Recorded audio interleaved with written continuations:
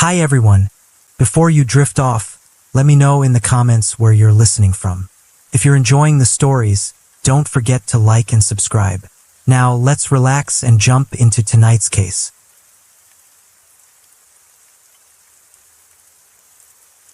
Story 1. Surely, most of you aren't too unfamiliar with the name Chris Wu, as this former star once stirred up the Chinese entertainment industry, yet now he finds himself behind bars.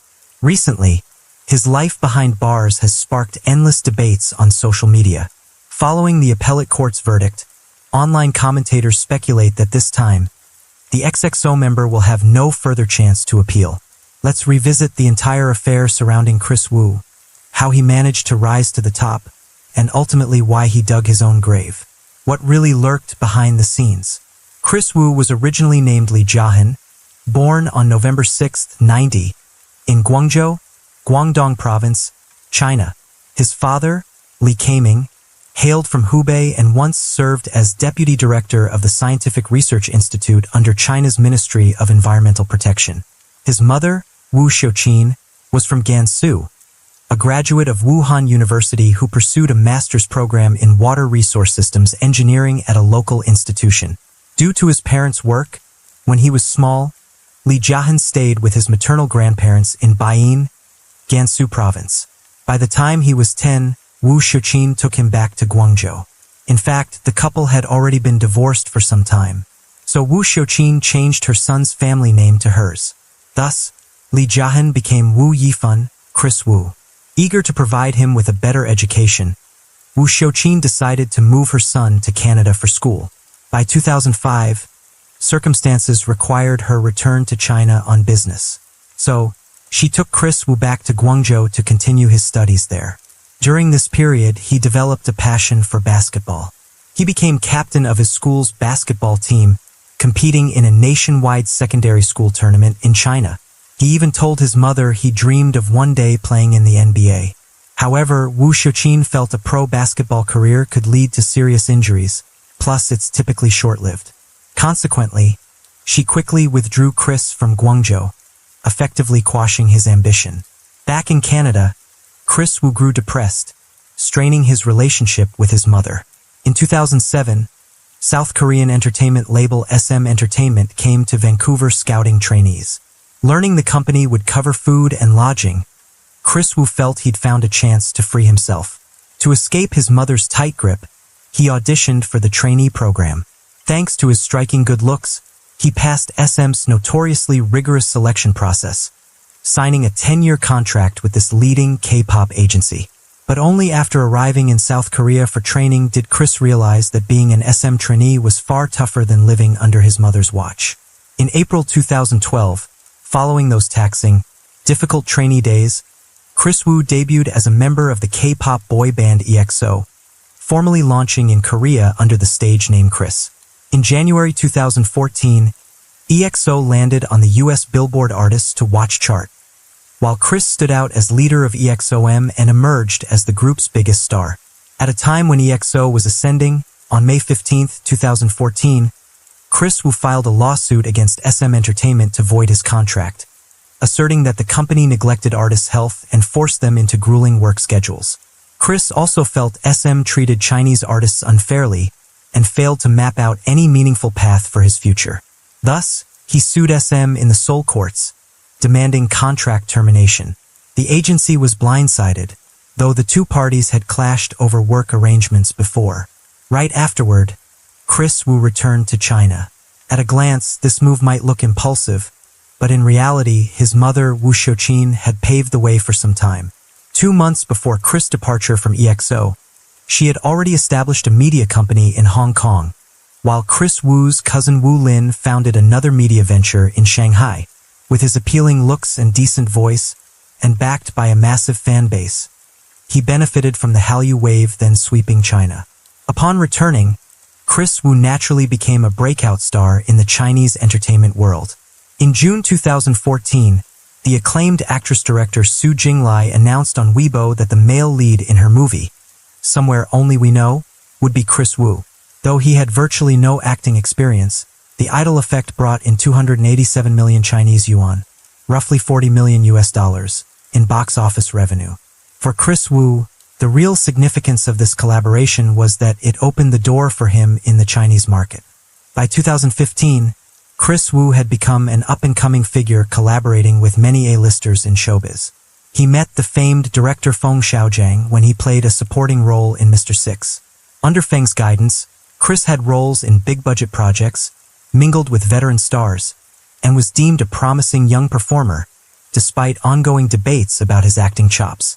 Through these connections, the XEXO star forged a path into Hong Kong cinema, working with Asia's king of comedy, Stephen Chow. Early in 2015, Chris Wu made a cameo in Chow's film The Mermaid. In 2017, he again collaborated with Chow, portraying the role of Tang Sanzang in Journey to the West, The Demons Strike Back. In just 2 years since rejoining the Chinese scene, Chris Wu dominated the entertainment sector, rocketing to top-tier celebrity status at a pace many toil their entire lives to achieve. Bolstered by his popularity, Chris Wu was honored with a wax figure at Madame Tussauds Shanghai.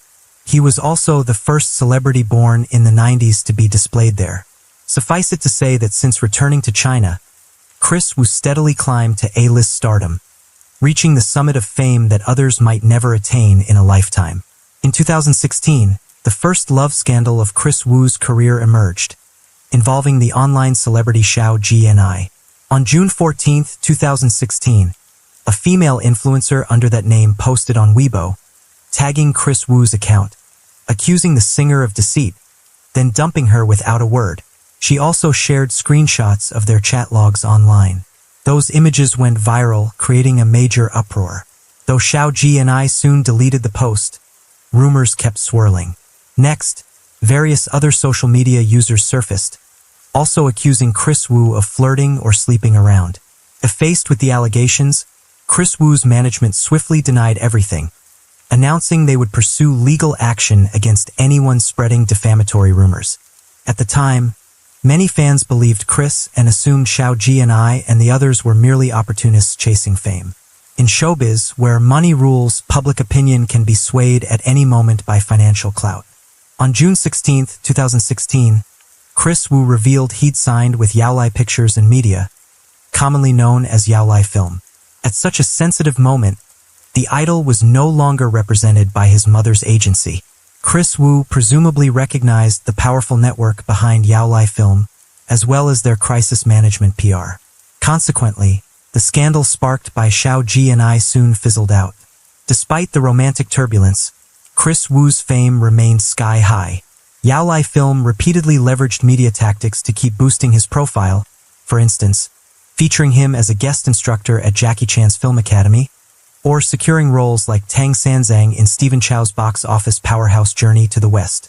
The Demons Strike Back, even with his limited acting ability. In June 2017, Aichi recruited Chris Wu as a mentor on The Rap of China. One could say the show was tailor-made for him. Right from episode 1, his catchphrase, "Do you freestyle?" went viral, catapulting Chris Wu's name across all platforms. That same year, Chris Wu made Forbes 30's the Under 30 list. Besides singing and acting, Chris Wu also soared in the fashion realm. Countless brands sought him as an ambassador, including many top-tier labels.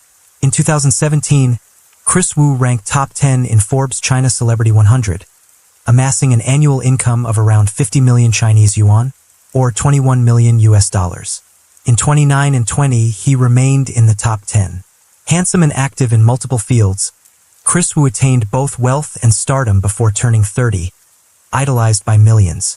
Yet, as people often say, water can float a boat or sink it. In the end, Chris Wu was but a money-making instrument for the powerful figures behind him. Uncritical fan adoration and lavish praise in the media made him forget his original aspirations and cost him his moral compass. In 2021, the scandal involving influencer Du Meizhu erupted, plunging Chris Wu's career into crisis. Meanwhile, the chairman of Yaolai Film, Chris Wu's management, was sued by the Beijing courts, freezing assets like vehicles, real estate, and bank accounts. Left in a precarious position, Chris Wu was thrust into a major fiasco. In recent years, China has enforced a sweeping clampdown on morally questionable performers. Once you're blacklisted, salvaging your career becomes nearly impossible. The lead figure in Chris Wu's meltdown was Du Meizhu, born November 18, 2002, age 19 at the time, and a student at Communication University of China. The saga began in May 21st, when social media was abuzz with photos capturing Chris Wu on a date with an unknown beauty. Reportedly, he booked out an entire movie theater for private time. The pair's intimate gestures soon led netizens to identify the mystery girl as Chen Zi, born 2003. While the public speculated on that rumored relationship, Du Meizhu stepped forward, claiming to be a victim and exposing Chris Wu's alleged deplorable conduct.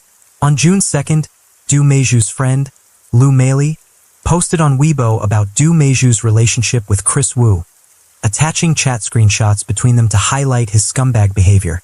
According to Lu Meili, Chris Wu and Du Meizhu dated from December 20th until April 21st, when Chris vanished without explanation. By late May 21st, after rumors emerged of Chris' secret affair with Chen Zi, Du Meizhu realized he'd been seeing someone else. She became so distraught that she fell into depression and had to leave school. Then more women, including fans, accused Chris Wu of being an unfaithful womanizer.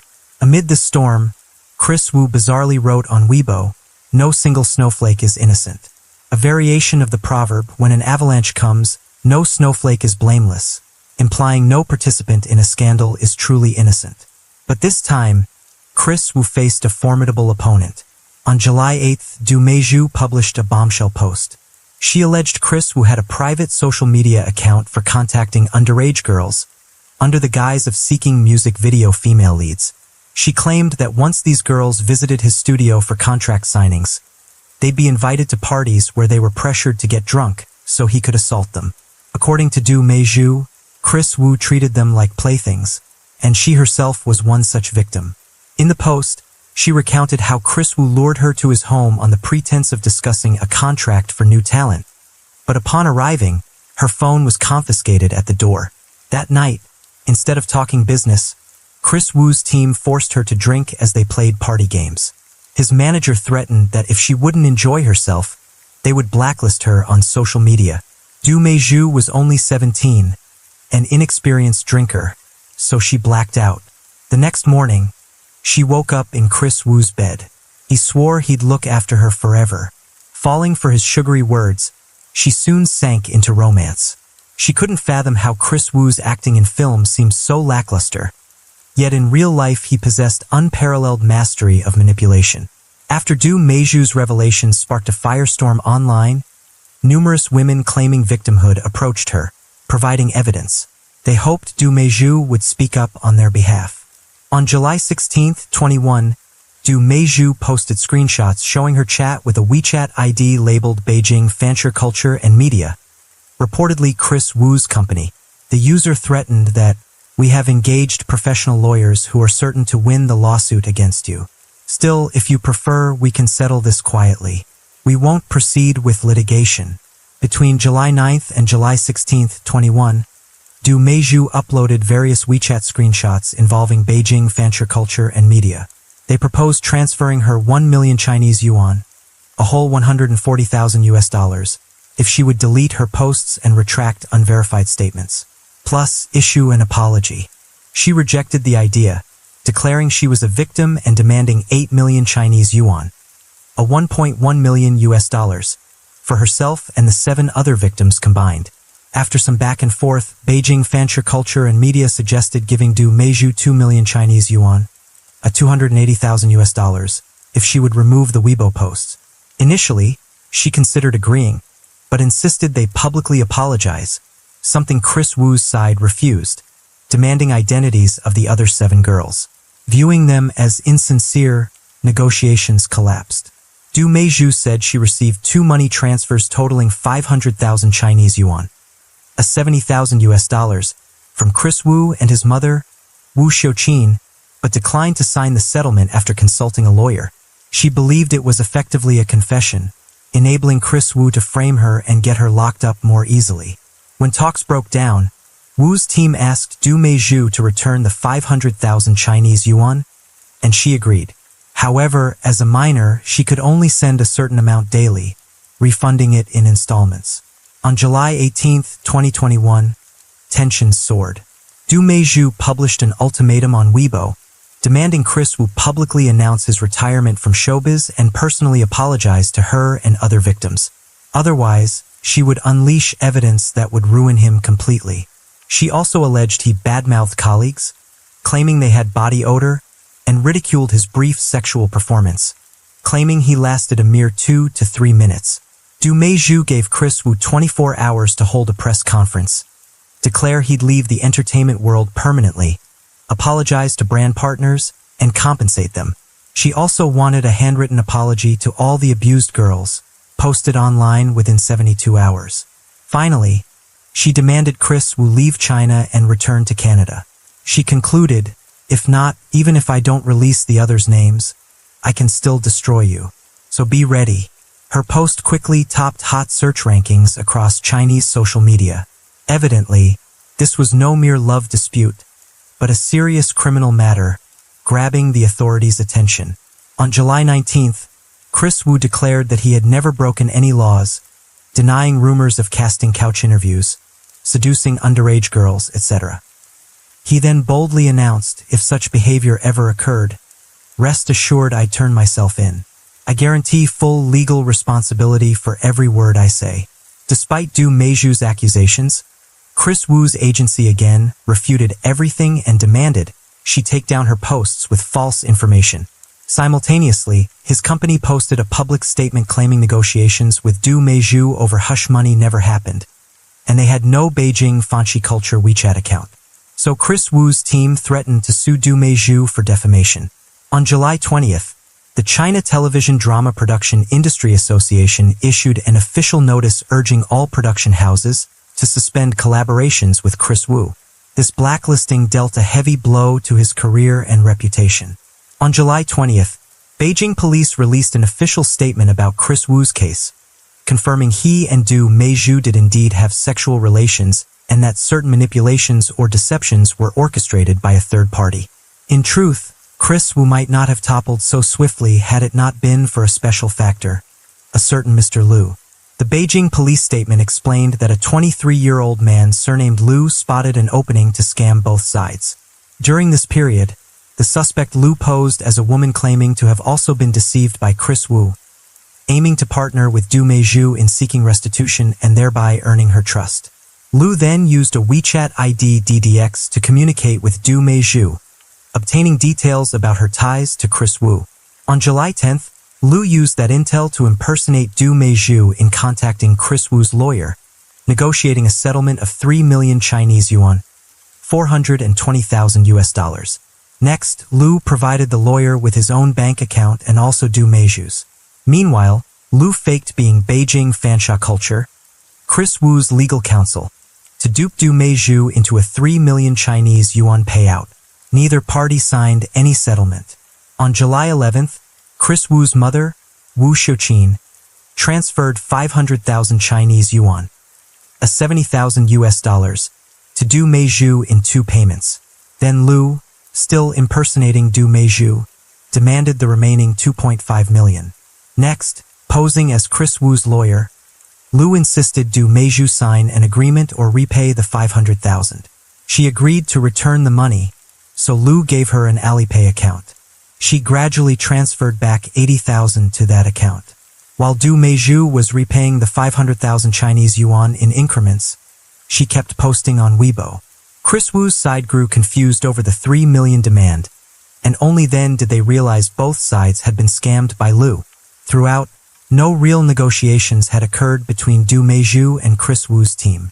Without Mr. Liu's meddling, events might not have escalated so fast, nor would Chris Wu have ended up behind bars so soon.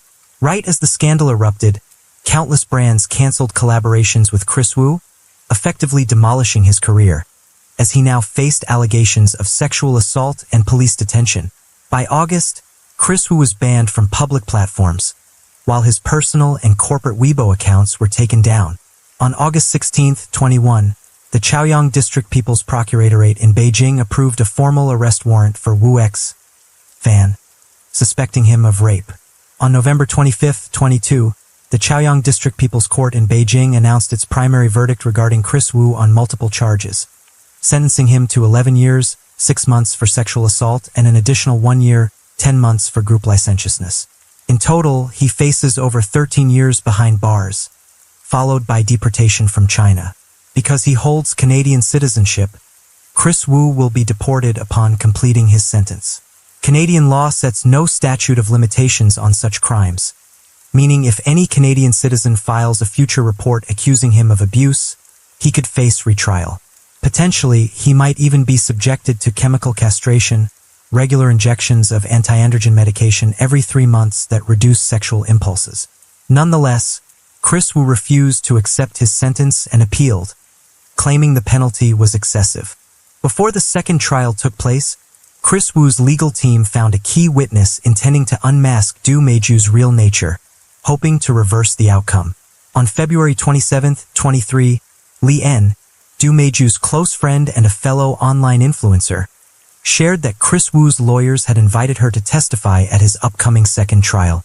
Posting on Weibo, Li En revealed she would face Du Meiju directly in court, exposing that all Du Meiju wanted was money. She mentioned photos depicting Du Meiju receiving depression treatment at a hospital were in fact her post-cosmetic surgery images. Li En emphasized she could no longer tolerate Du Meiju's lying, so she'd follow her conscience for a fair resolution. Li En further claimed that, in reality, Du Meiju led a lavish lifestyle. Prior to her influencer fame, she reportedly earned 350,000 Chinese yuan, $50,000 US, from questionable deals. Revisiting Du Meiju's initial accusations that Chris Wu's team deceived them, Li En asserted, "It appears under-the-table rules likely exist in the entertainment industry. I think toppling someone through hidden methods is quite simple here. People assume that showbiz is by no means a clean environment. How many of them can declare themselves truly innocent? Chris Wu, who once soared to success many can only dream of, rising to a pinnacle of fame in no time, now sits in prison. We can't overlook his mother's coddling role in this tragedy. That old proverb, a child's bad behavior can stem from the mother, seems apt in his case. If you are fortunate enough to have time and money, treasure them alongside your family, because sometimes the unimaginable can happen at any moment." What's your take on Chris Wu's story? From an EXO member rising to the top of Chinese entertainment, to ultimately landing in jail and facing deportation from China?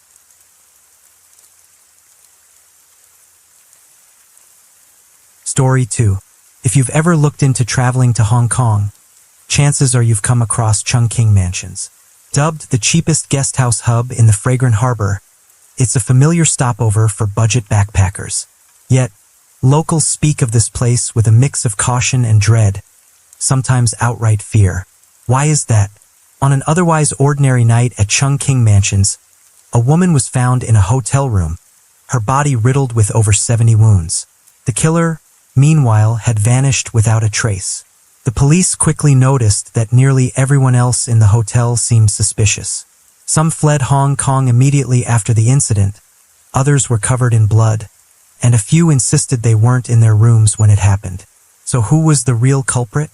Located at 36 Nathan Road, Tsim Sha Tsui, Chungking Mansions has been standing since 1961.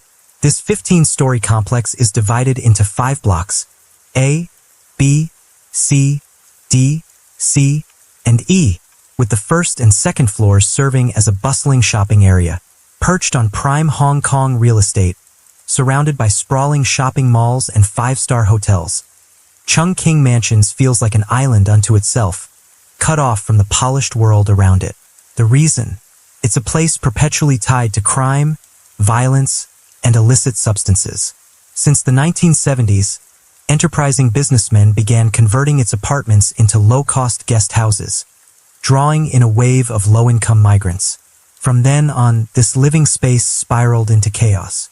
At 6:10 a.m. on August 7, 2002, police received a call from an Indian man reporting a crime at a guest house within Chungking Mansions. It wasn't the first time they'd been summoned here for a murder. On July 27, 2001, in Block B, an 80-year-old hotel owner was killed and tied up in his room, his body left to rot until the stench became unbearable.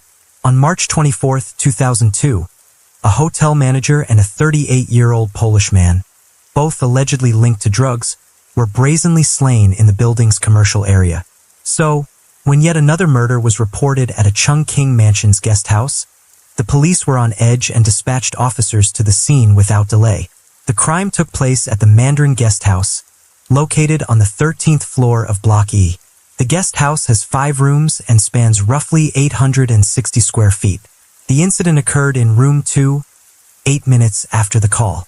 At 6:18 a.m., police arrived. The moment they stepped up to the guest house door, they knew something had happened. The sharp metallic stench of blood hit them hard. Outside room 2, a pool of dark red liquid seeped from beneath the door, some of it already dried and crusted. The Indian owner of the guest house said he hadn't dared open the room, paralyzed by fear.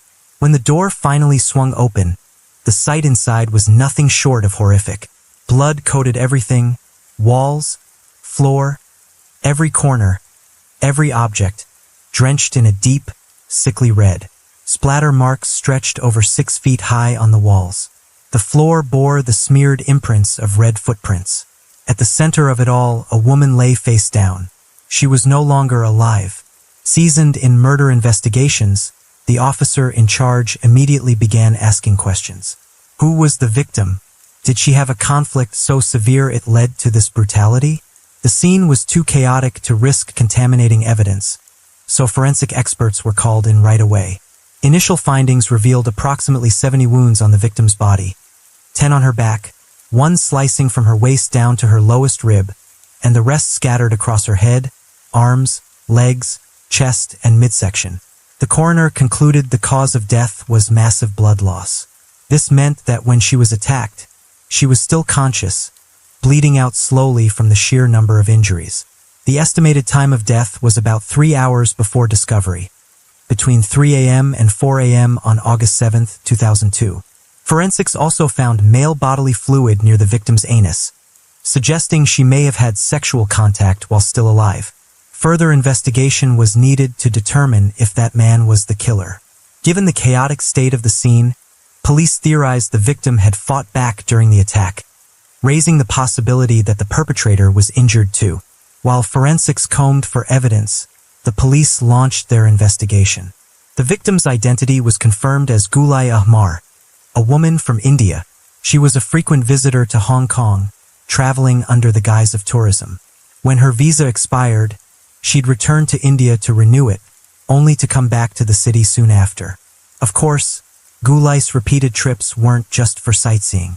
In truth, like many other Indian women, she came to Hong Kong to work in the sex trade, choosing Chungking Mansions as her base of operations. The reason? The area was home to a large Indian community and a constant stream of international travelers passing through the fragrant harbor. Women like Gulai typically rented rooms in Chungking Mansions to live and work. They'd scout for clients by strolling the streets below, negotiating prices before leading them up to their rooms. For tourists, the rate was $25 per session. For locals, it dropped to $12. An overnight stay cost $64. On average, an Indian sex worker in Hong Kong would take 2 to 4 clients a day. By unspoken rule, they had to split their earnings with a manager. Over a 3-month tourist visa, a woman in the trade could pocket tens of thousands of Hong Kong dollars, roughly thousands in USD. For rural Indian women, this was life-changing money. Gulai Ahmar arrived in Hong Kong to build her career in '95, at the age of 37. For years later, seasoned in the trade and with a network of clients in tow, she rose to become a madam, overseeing other girls. Her job was to recruit young, attractive women from India, guiding them step by step into the business, securing passports, visas, accommodations, and work arrangements in Hong Kong. By 2002, when the murder occurred, she was managing around 40 girls across Chungking Mansions and nearby areas. Beyond the cuts she took from their earnings, Gulai also made money servicing her own clients. Each year, she could rake in millions of Hong Kong dollars, hundreds of thousands in USD. Gulai was a well-known figure in Chungking Mansions. When she died, dozens of Indian women lined Nathan Road, their faces etched with grief. So, could Gulai's death be tied to a rivalry between criminal factions? Or did someone, envious of the fortune this madam had amassed, decide to end her life with such savage brutality? The police had reason to believe the killer was also Indian, like the victim, and since she was dead hours before the crime was discovered, they couldn't rule out the chance that the perpetrator was still inside Chungking Mansions. The building's entrances were immediately sealed off. Everyone entering or leaving had to register with the authorities. Investigators began interviewing the building steps and scouring the guest house from the inside out. Hallways, elevators, the main lobby. At the same time, the team reviewed footage from over 40 security cameras, hunting for any clue. Police started questioning everyone at the Mandarin guest house, where the murder took place. As mentioned, the guest house had 5 rooms. Gulai, the victim, was found in room 2. That night, the other 4 rooms, 1, 3, 4, and 5, were occupied. In room 1 was a man named Syed. He claimed he had gone to bed early that night. Between 2:30 and 3 a.m., he jolted awake to a woman screaming in Hindi, "She's being beaten. She's being killed." Moments later, he heard knocking from room 2. Then a man's voice, also in Hindi, asked what's going on. Another man replied in English, "No problem," but the woman kept screaming. Gradually, her cries faded, then stopped altogether. Syed said this kind of chaos wasn't unusual at the guest house, so he brushed it off and went back to sleep. He only woke up again when the police arrived. In room 2 with Gul was Kaur, another sex worker. When police got there, Kaur was nowhere to be found. Upon hearing of Gul's death, she was stunned, insisting she hadn't been at the guest house that night. Room 3 had originally been rented by 3 Bangladeshi men, but by the time the murder came to light, only one, Razak, remained. He said that around 3 a.m., he heard a woman crying out from room 2. He went over and knocked. A woman inside replied that nothing was wrong, so he returned to his room.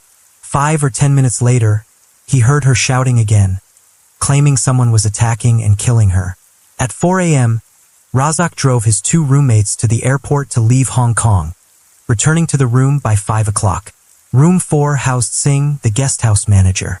His job was to oversee everything, greeting guests, handling check-ins and payments, even fetching food or running errands for clients. On the night of the murder, Singh was sleeping at another Mandarin guest house location with Kaur, so he claimed ignorance of the events. But he recalled something odd. The day before the murder, August 5th, a Bangladeshi tourist had checked into the guest house. Yet, on the evening of August 6th, the man and all his belongings vanished without checking out. When Singh reviewed the check-in log, he found the guest's details had been erased with correction fluid. Room 5 was empty the night of the murder. Its previous occupant, the mysterious Bangladeshi tourist who'd left without a trace. With all these statements, who do you think is the most suspicious? The woman who shared the victim's room? The 2 Bangladeshis who fled room 3 in the dead of night? The manager who claims he wasn't there? Or the enigmatic guest from room 5? Drop your thoughts below and stick around for the next developments to see if your hunch pans out. The police pegged the suspects as the 2 men who fled room 3 that night and the man from room 5. A team of investigators was dispatched to the airport to apprehend them immediately. But there was a hitch. To Hong Kong police at the time, every Indian face blended into the next, making identification a nightmare. They brought Singh along to assist. They nabbed one suspect at the airport and another in Tsim Sha Tsui. Yet, after questioning, both were released. There was no evidence tying them to the crime. Turns out, the real liars were Singh, the guest house manager, and Kaur, the victim's roommate and Singh's girlfriend. Not long before, the pair had sworn they'd been together at another Mandarin guest house branch on the 8th floor of Block A in Chungking Mansions. But when police reviewed the security footage, the story unraveled.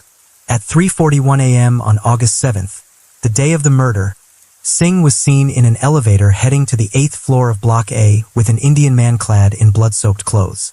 They didn't exit on camera. Then, at 4:56 a.m., Singh and the same man rode the elevator in Block E back to the main Mandarin guest house, the crime scene, on the 13th floor. Shortly after, Singh escorted Kaur out of Block E to the guest house in Block A. Later, Singh, Kaur, and the mysterious Indian man left Block A together. By then, the man had swapped his bloody outfit for clean clothes. They returned to Block E. Sometime afterward, the guest house owner, who had reported the crime, left the scene along with all three of them. So Singh and Kaur had clearly lied. Weren't they supposed to have been at the Block A guest house the whole time? Even more damning, right around the time of the murder, Singh was spotted leaving the scene with a blood-drenched man. Why would the couple lie? Who was this man? Did the guest house owner, the one who called the police, know the truth? Or was he deceived too? After his arrest, faced with the damning security footage, Singh finally cracked. He admitted the Indian man with him that night was the killer. His name was Preet Harman, another employee of the Mandarin Guesthouse Network. Preet had arrived in Hong Kong on August 1st, just 6 days before the murder. Singh claimed Preet killed the victim to avenge Kaur. The truth was, Kaur had been a sex worker under Gul's control, the woman now dead, but Kaur hadn't chosen that life. She'd been lured, threatened, and forced into it. Initially, the madam promised her a decent job. Gul loaned Kaur money for paperwork, plane tickets, everything, saying she'd only take it back once Kaur earned enough. When Kaur arrived in Hong Kong, that good job turned out to be prostitution at Chung King Mansions. She resisted at first, but drowning in debt to Gul, she had no choice but to hit the streets. Gul even confiscated her passport, trapping her into servicing clients to repay the loan. Singh spilled the whole story to his friend. Enraged, Preet hatched a plan to kill the Madam Gul, though Singh claimed he had no idea it would escalate so far. On the night of the murder, Singh and Kaur were in room 4. Around 3 a.m., they heard arguing from room 2 next door. Suddenly, Gul screamed, "Singh, help me!" Singh bolted from room 4, banged on Gul's door, and shouted, "What's going on? Why all the noise?" But it wasn't Gul who answered. It was Preet's voice. "Get out of here. Don't open the door. If you do, I'll kill you and Kaur." Terrified by Preet's threat, Singh froze, unsure what to do. He stumbled to the stairwell and slumped down. 20 minutes later, Preet emerged, finding Singh. His right hand was injured. His green t-shirt and pants were smeared with blood. Preet suggested they head to the newer Mandarin guest house location to change. They slipped out via the emergency stairs. Singh insisted they took the stairs out of habit, not to dodge cameras. At the second location, Preet cleaned up in the bathroom and changed. Then they left Block A on foot. Next, Singh drove the two guests from room 3 to a bus stop headed for the airport. Back at the Mandarin guest house in Block E, Singh noticed dark red liquid seeping from under Gul's door. Room 4, his and Kaur's, had a towel tied around the handle. Preet must have wanted Kaur locked inside. Singh untied it, freeing Kaur. The pair fled the scene, heading to the Block A guest house to find Preet. They called the owner to report the situation. Soon after, Singh, Preet, Kaur, and the owner returned to the crime scene together. Preet went into room 2 alone, grabbed Kaur's slippers and scarf, took them to room 5 to wash them clean, then returned them to her. When he was done, he turned to the group and said, "Gul's dead." Singh said he saw Gul lying motionless on the floor with his own eyes. The guest house owner decided to call the police, and Preet slipped away. To avoid trouble, Singh and Kaur retreated to the Block A location after Preet left. Singh initially hid the truth, fearing the killer would come after him for revenge. That was Singh's full statement. But was it the whole truth? Was he involved in the murder? And more importantly, where was Preet? Had he fled to India? Thanks to Singh's account, police identified the blood-soaked man from the security footage. A team was dispatched to track him down. Luckily, Hong Kong's Indian community was tight-knit, and Preet was a recent arrival. Police quickly nabbed him within Chung King Mansions. At the same time, on the first floor of Block A, investigators found a t-shirt and pants matching what the suspect wore in the elevator. And on an air conditioning unit on the first floor of Block E, they discovered a knife. Everyone assumed the killer must have been a cold-blooded monster to butcher the victim so brutally. But Preet D., the prime suspect, wasn't even 18. He was a 17-year-old teenager, a singer from India. During questioning, Preet admitted that he'd visited Gul on the day of the murder, but denied killing the madam. He said he had gone to room 2 to deliver fast food at Singh's request. After dropping it off, he left, clueless about what happened next. Security footage confirmed Preet left at 12:31 a.m. on August 6th. 17 minutes later, at 12:48 a.m., he returned with a McDonald's bag. Explaining the wounds on his right arm, Preet said that on August 4th, he'd been attacked by a man at Chung King Mansions and blocked the blow with his hand. He wanted to report it, but Singh warned him against it. They were working illegally, and he'd lose his job if caught. So he kept quiet. Another injury came from August 6th, when he visited a Sikh temple and cut himself peeling potatoes. He added he'd gone to Tangshu Kin Hospital for treatment, and doctors there confirmed his visit. Then the lab reports came in. The evidence, male bodily fluid near the victim's anus, the clothes, and the knife from Chung King Mansions, all bore Preet's DNA. The knife's shape matched Gul's wounds, proving it was the murder weapon. Preet's blood was also found in room 2, the crime scene. Preet still insisted he had no connection to Gul, and couldn't explain why his traces were on her body. He admitted changing clothes because the heat had left him drenched in sweat. After Gul's death, he had re-entered her room at Kaur's request to fetch her scarf and slippers. He left the guest house at the owner's urging to avoid trouble, since he was just a tourist. After his explanation, Preet demanded bail to return to India. But with the mountain of evidence against him, freedom wasn't an option. A month after his arrest on September 9th, Preet staged a breakout.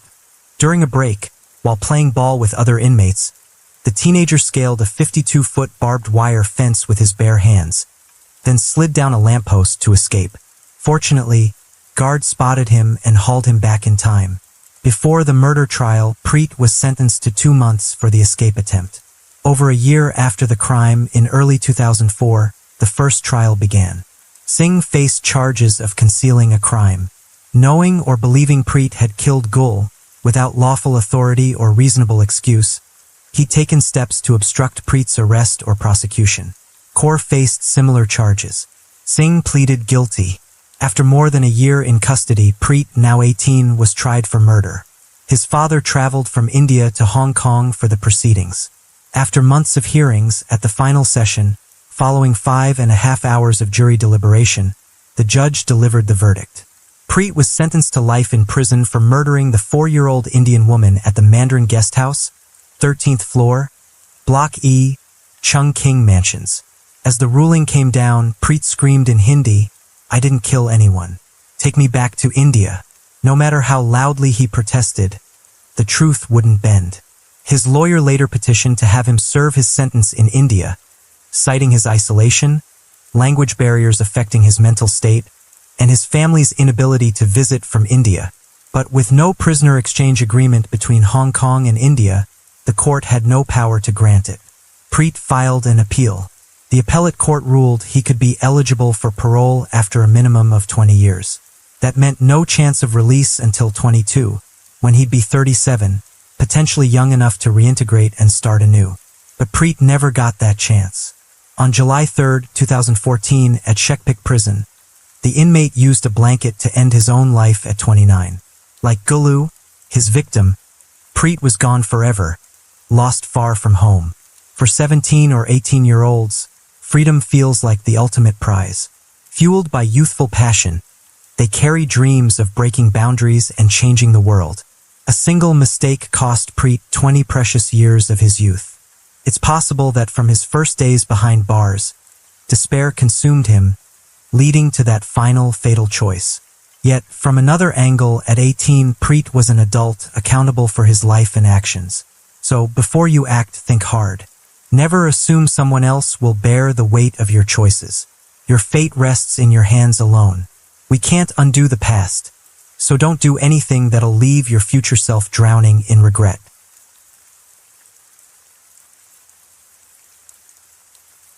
Story 3. Osaka, in Japan's Kansai region, is renowned for its rich culinary heritage and bustling commercial districts, drawing countless tourists each year.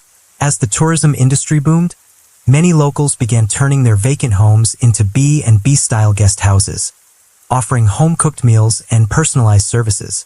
Compared to standard hotels, these places are far cheaper, giving travelers a chance to immerse themselves in local culture. But with their rapid proliferation came a downside, a surge of substandard B&Bs. At these spots, guests can check in without showing ID. Security, hygiene, and infrastructure often take a back seat. Still, their low rates keep them popular with certain crowds. Today's story centers on Kondo Saki. She was born in Himeji, a city in Hyogo Prefecture, just north of Osaka. At the time, she worked as an office clerk at a components manufacturing company in Mita. On an ordinary workday in 2018, as the clock struck quitting time, Kondo Saki tidied her desk, said goodbye to her colleagues, and headed out like always. After work, she took the subway to meet a man in Osaka. Hand in hand, they walked off into the night, vanishing into the shadows. What happened next? On Saturday, February 17, 2018, the Hyogo Prefecture Police received a call that set everything in motion. A woman on the other end, her voice shaky, said her daughter, Kondo Saki, had been missing for 2 days. Kondo Saki was the type who never slacked off at work. So, when she didn't show up at the office all day yesterday, no leave request, no word, her bosses got worried. They tried calling her, but the line wouldn't connect. Eventually, they reached out to her mother to see what was going on. Even though she worked far from home, Kondo Saki made it a point to call her mom every single day. That's why, when her daughter's colleagues called, the mother's heart sank. She dialed Saki's mobile over and over, but there was no answer, just shrooms. After waiting a full day with no reply, a sinking feeling took hold. Something wasn't right. She couldn't wait any longer and called the police. The moment they got the report, the authorities sprang into action, launching an investigation without delay. The missing woman was Kondo Saki, 27 years old, an employee in Mita, a city in Hyogo Prefecture, northwest of Osaka. She'd grown up with her mother, younger brother, and grandfather in a close-knit family. Her father, though, worked for a steel company based in Thailand, so he rarely made it back to Japan. That distance drove Saki to study English hard, dreaming of a family trip to Thailand to visit him.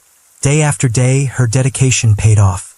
With top-notch grades, she earned a spot at a prestigious all-girls high school in Hyogo, one with a direct path to university.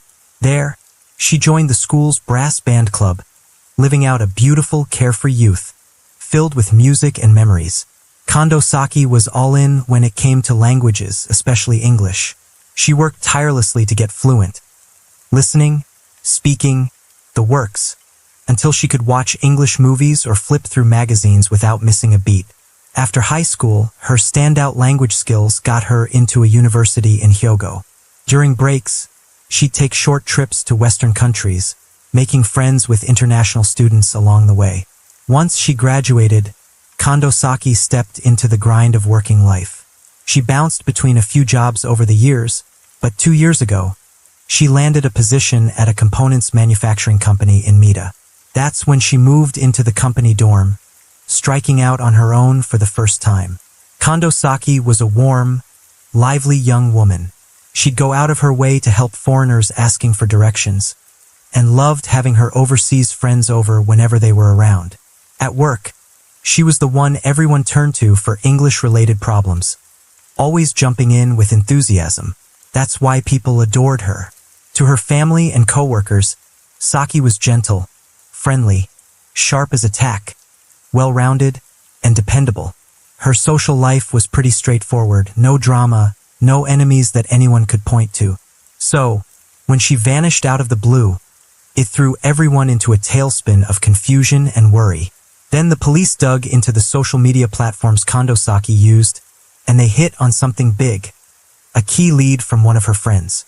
On February 15th, the day she disappeared, Saki had told her buddies she was meeting up with an American guy named Jay after work.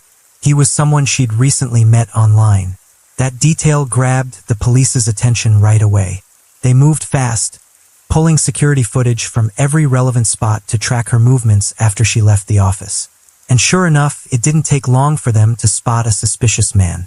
On the evening of February 15th, right after Valentine's Day, Kondo Saki left her office and headed straight to Moriguchi subway station in Osaka. Around midnight, the surveillance system there captured her alongside a man.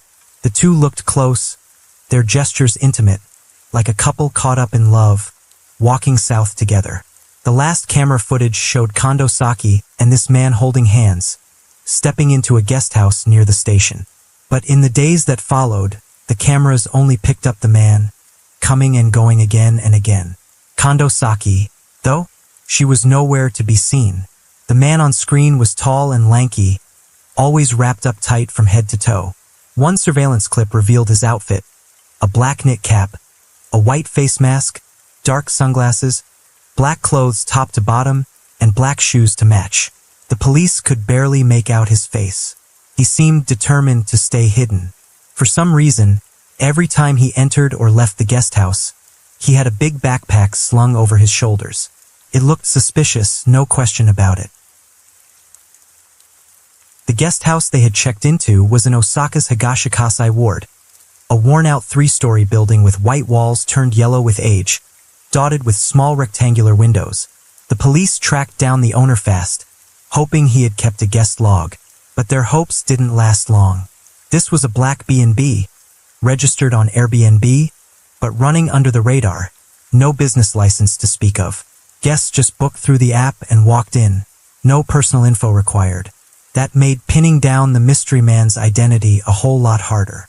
So, the police shifted gears, focusing on the man's movements. By then, Osaka's street surveillance was pretty advanced, with cameras covering most of the city. The suspect, too busy masking himself up, didn't seem to realize every step he took was being watched.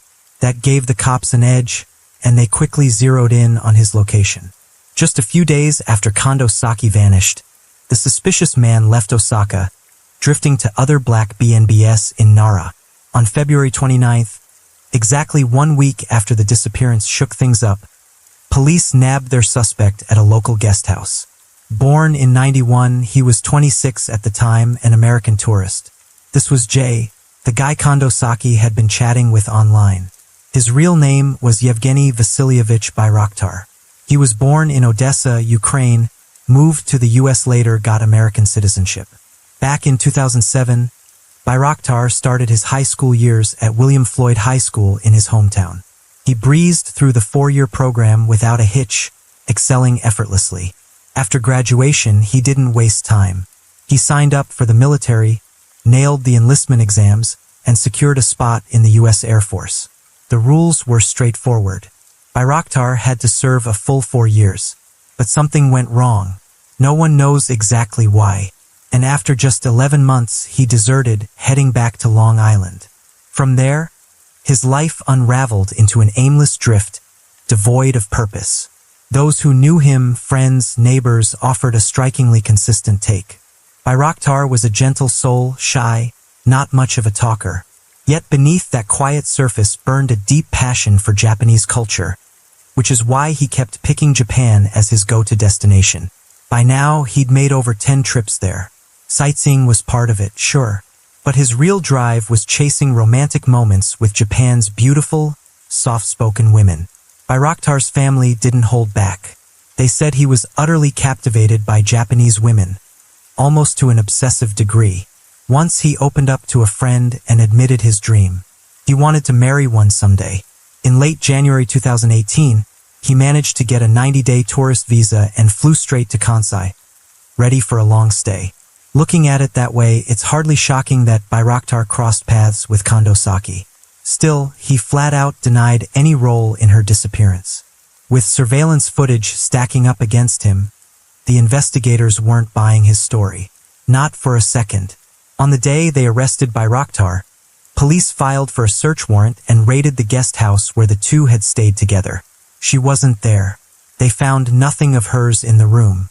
No belongings, no blood, nothing hinting at a grim outcome. So how did he do it? How does someone make a living person vanish without a trace? Like some kind of dark magic? A chilling hunch started to take root in the police's minds. The chances of Kondo Saki still being alive somewhere out there were slim to none. More likely, she'd been killed. Over the next 2 days, the police kept digging, thoroughly searching the guest house again, while branching out to other spots the suspect had rented recently. Finally, they hit a breakthrough at one of them.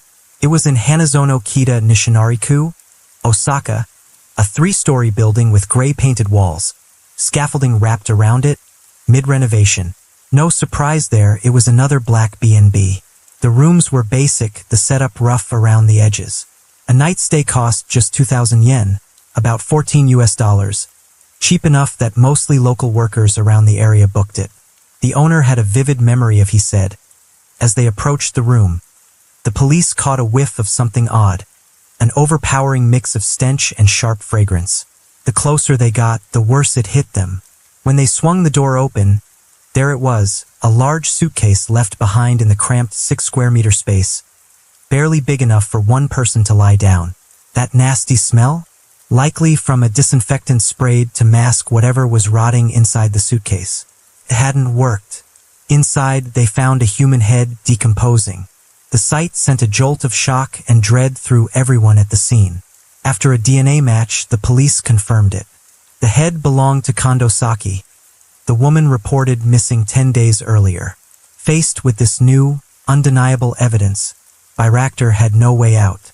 Crumbling, he chose to come clean. He admitted he'd known Kondo Saki, but swore up and down he never meant to harm her, insisting it was all just a horrible accident.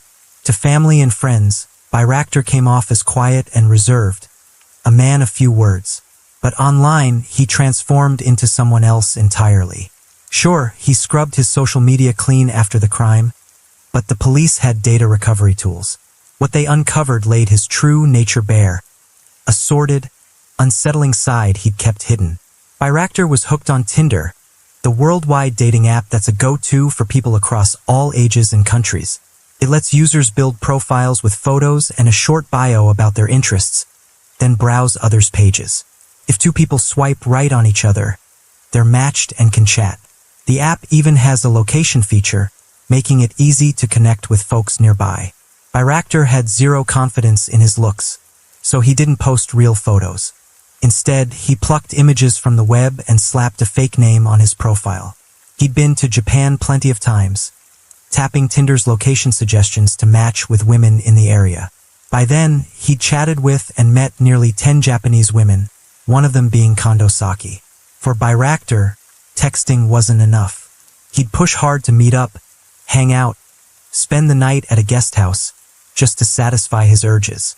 These fleeting hookups in Japan filled some void inside him, which is why he kept coming back, always on the hunt for fresh prey. In late January 2018, Bhairactar scored a 90-day tourist visa for Japan. This time, he picked Kansai as his base. He stuck to black B&Bs along train routes, hopping from one to the next to hook up with different Japanese women.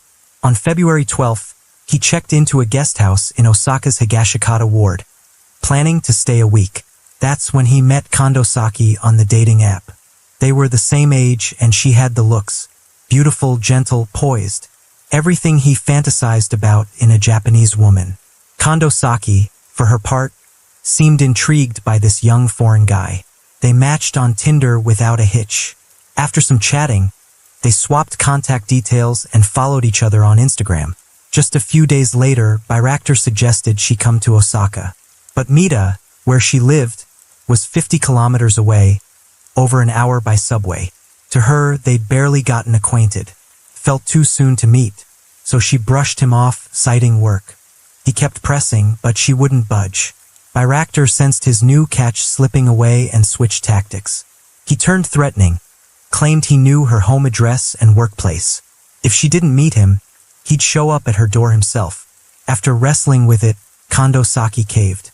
She agreed to his initial request. So, after work on February 15th, she boarded a train to Morinomiya Station in Osaka to meet him. Bhairactar was waiting nearby. When she saw him, Kondo Saki was taken aback. He looked nothing like the polished photos on Tinder. Still, Jay played it friendly and attentive, easing her guard a bit. They hit it off, talking and laughing, then headed to the guest house he'd already booked. Since she had work the next day, Kondo Saki didn't plan to stay long. She figured she'd head back to Mita early to make it on time. But what she never imagined was that she'd never get the chance to return. During the investigation, police discovered that prior to Kondo Saki, at least 4 or 5 women had stayed at the same B&B with Bayraktar. However, none of them were harmed. Only Kondo Saki became a victim. At that point, locating the remaining parts of Kondo Saki's body became the highest priority. After days of intense interrogation, Bayraktar finally admitted to dismembering and disposing of her remains. Yet, he remained silent about what exactly had transpired in the B&B that fateful night. On February 25, 2018, following Bayraktar's testimony, police searched a mountainous area near Osaka for the missing body parts. After an exhaustive search, investigators discovered a patch of disturbed soil. Upon digging, they uncovered Kondo Saki's severed arm, followed by her torso nearby. Her feet were later found in a bamboo forest in Kyoto. Upon receiving the tragic news, Kondo Saki's family was devastated. They could never have imagined that their beloved daughter, so kind and full of life, would meet such a gruesome and horrifying fate. The forensic reports confirmed that Kondo Saki had died from asphyxiation due to strangulation. However, even at this stage, Bayraktar refused to confess the truth. He continued to feign fear, claiming he had no intention of causing her death. Police speculated that the two may have had a dispute at the B&B, during which Bayraktar unintentionally killed Kondo Saki. Realizing she had stopped breathing, he panicked. But once he regained his composure, he meticulously devised a plan to conceal the crime. Bayraktar immediately turned off Kondo Saki's phone to prevent any incoming calls from her family and friends. He also deleted all his social media accounts in an attempt to erase any traces of their connection. Then, he searched the internet for methods of body disposal and carefully executed his plan. The next day, February 16, 2018, Bayraktar left the B&B carrying a large backpack and purchased a saw and deodorizing spray. He extended his stay at the B&B for a few more days to carry out the gruesome process of dismembering Kondo Saki. Ultimately, he scattered her remains across the mountains near Osaka and Kyoto. The most recognizable part, her head, was placed inside a suitcase and abandoned at another B&B. To mask the smell of decomposition, he doused the room in deodorizer. However, despite his careful planning, his scheme failed. What's particularly shocking is that Bayraktar showed no intention of fleeing Japan after committing the crime. He had ample opportunity to leave the country, yet he remained unfazed and continued his travels as planned. When police finally arrested him, he was staying at another B&B in Nara. When Kondo Saki's father received the horrifying news, he was working in Thailand. He immediately rushed back to Japan. Over the following year, he closely followed every development in the case, hoping that justice would be served and his daughter's killer would receive the punishment he deserved. In 2018, 1 year after the brutal crime, Bayraktar stood trial at Kobe District Court. However, due to a lack of direct evidence proving premeditated murder, he was only charged with manslaughter and corpse abandonment. By then, Bayraktar appeared gaunt and frail in the courtroom. He continued to plead his innocence, insisting he had never intended to harm anyone. He repeatedly apologized and begged for forgiveness from the victim's family, promising to carry the guilt for the rest of his life. But no one believed his remorse. Although his exact motive remained unclear, his actions after the crime painted a different picture. Instead of turning himself in, he meticulously erased his digital footprint, disposed of the body in a barbaric manner, and attempted to hide the crime. Given the overwhelming evidence, the case was quickly concluded.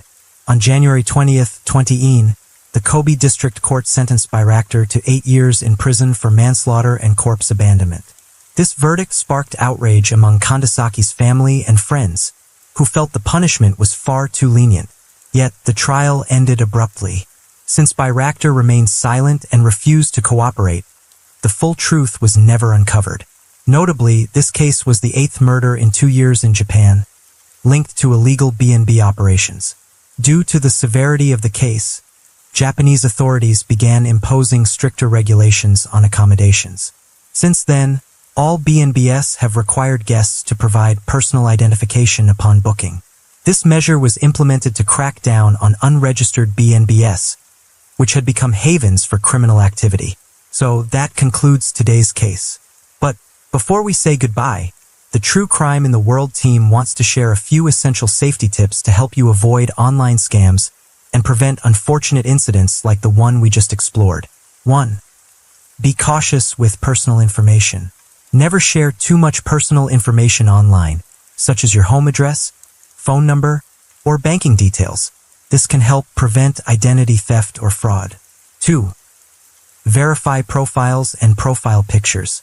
Always check the profile of the person you are interacting with. Be wary of incomplete profiles or accounts with no profile pictures. These could be red flags indicating suspicious activity. 3. Meet in public places. If you decide to meet someone you've connected with online, always choose a public setting. Avoid meeting in private or isolated locations. 4. Maintain boundaries. Don't trust someone too quickly just because they seem friendly online. Take your time to get to know them and remain cautious before making any commitments. 5. Report suspicious behavior.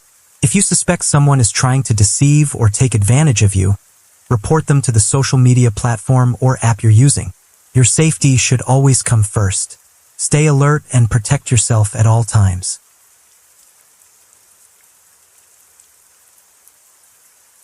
Story 4.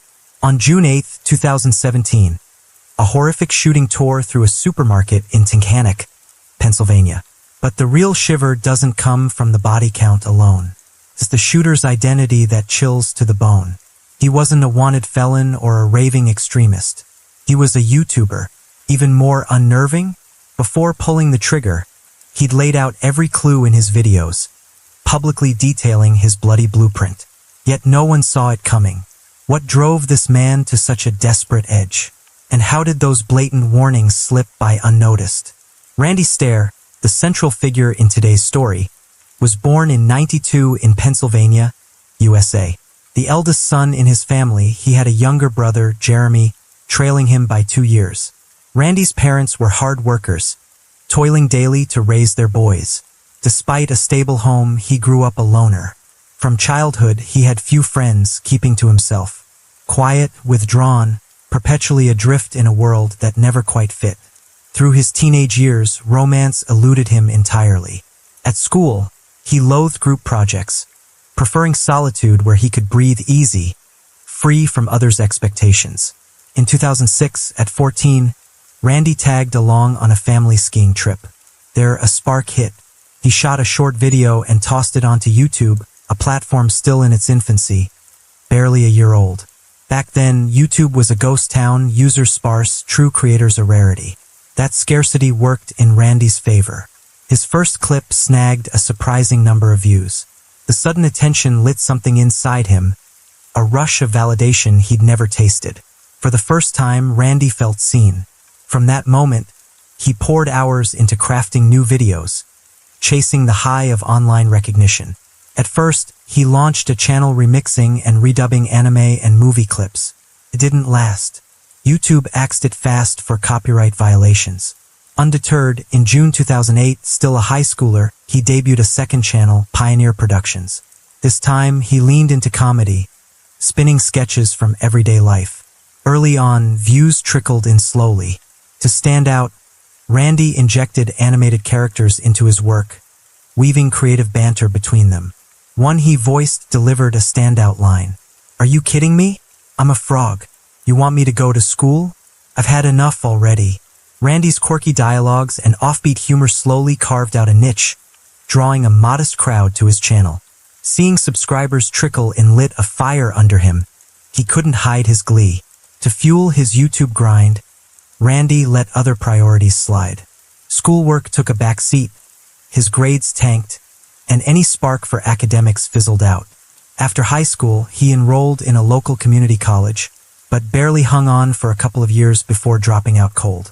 With no other path, he plunged into the workforce, just enough to scrape by and keep his YouTube dream alive. In 2010, at 18, Randy landed a gig at the Wise supermarket near home. It wasn't his hustle, His dad pulled strings to snag him the steady job. From there, his days blurred into a numbing loop. Wake up, clock in, go home, and tinker with YouTube. He clung to a flicker of hope that one day those videos would pay the bills. After grinding it out, he hit a milestone in 2011. YouTube greenlit his channel for monetization. In a video, he beamed with uncontainable excitement. "Guys, my lifelong dream's finally real. I'm officially part of the YouTube Partner Program." But reality crashed in hard. Monetization didn't mean a YouTube paycheck. Even with lax ad rules back then, it was a moot point. Randy's channel limped along with scant views. His meager earnings couldn't even cover basics, far from the dream he chased. Around then, Randy got hooked on Nickelodeon's Danny Phantom. It follows Danny Fenton, an ordinary teen turned half-ghost hero, after a lab accident grants him eerie powers. He battles wicked spirits threatening humanity, a story that gripped Randy tight. But Danny didn't captivate him. It was Ember, the cryptic, beguiling ghost villainess. Randy drowned in the show's world, convinced its spirit realm was real, and maybe eternity wasn't the end but a doorway. Then tragedy struck. Tom, a friend of his brother Jeremy, died in a car crash. They'd shared a class but weren't close. Still, losing a peer shook Randy deep. The nightmare didn't end there. Soon after, Matthew, his best friend since childhood, perished in another wreck. The double blow crushed him, grief stacking atop grief. Then tragedy struck. Tom, a friend of his brother Jeremy, died in a car crash. They'd shared a class but weren't close. Still, losing a peer shook Randy deep. The nightmare didn't end there. Soon after, Matthew, his best friend since childhood, perished in another wreck. The double blow crushed him, grief stacking atop grief. That cascade of loss fueled an obsession. He fixated on whether something lingered beyond death, not doubting but believing the spectral world of Danny Phantom was real. Fate wasn't done with him. Soon after, Randy himself crashed his car. He walked away with minor scrapes, but relief didn't follow. Instead, the wreck hardened his conviction. This life wasn't meant for him. Randy grew terrified of aging, of fading into a long, empty life. His journal spilled his dread. "I can't make it to 60. No way. Honestly, I don't get how people stomach this existence for decades." He despised the monotony, the soul-crushing loop of waking, dragging himself to a pointless job, collapsing at home, only to do it again. How do people live like this? How do you all survive on this planet, decade after grinding decade? By 2014, his fixation on Ember took a darker turn. He shuttered his old YouTube channel, pouring every spare moment into learning animation and sketching. From there, he birthed a crew of characters modeled after Ember, dubbing them Ember's Ghost Squad. He even launched a fresh channel to showcase these creations. The videos revealed a real knack for drawing. Honed further, he might have shown as an animation YouTuber with serious potential, but tragically, he veered down a shadowed path, and once he started, he wouldn't turn back.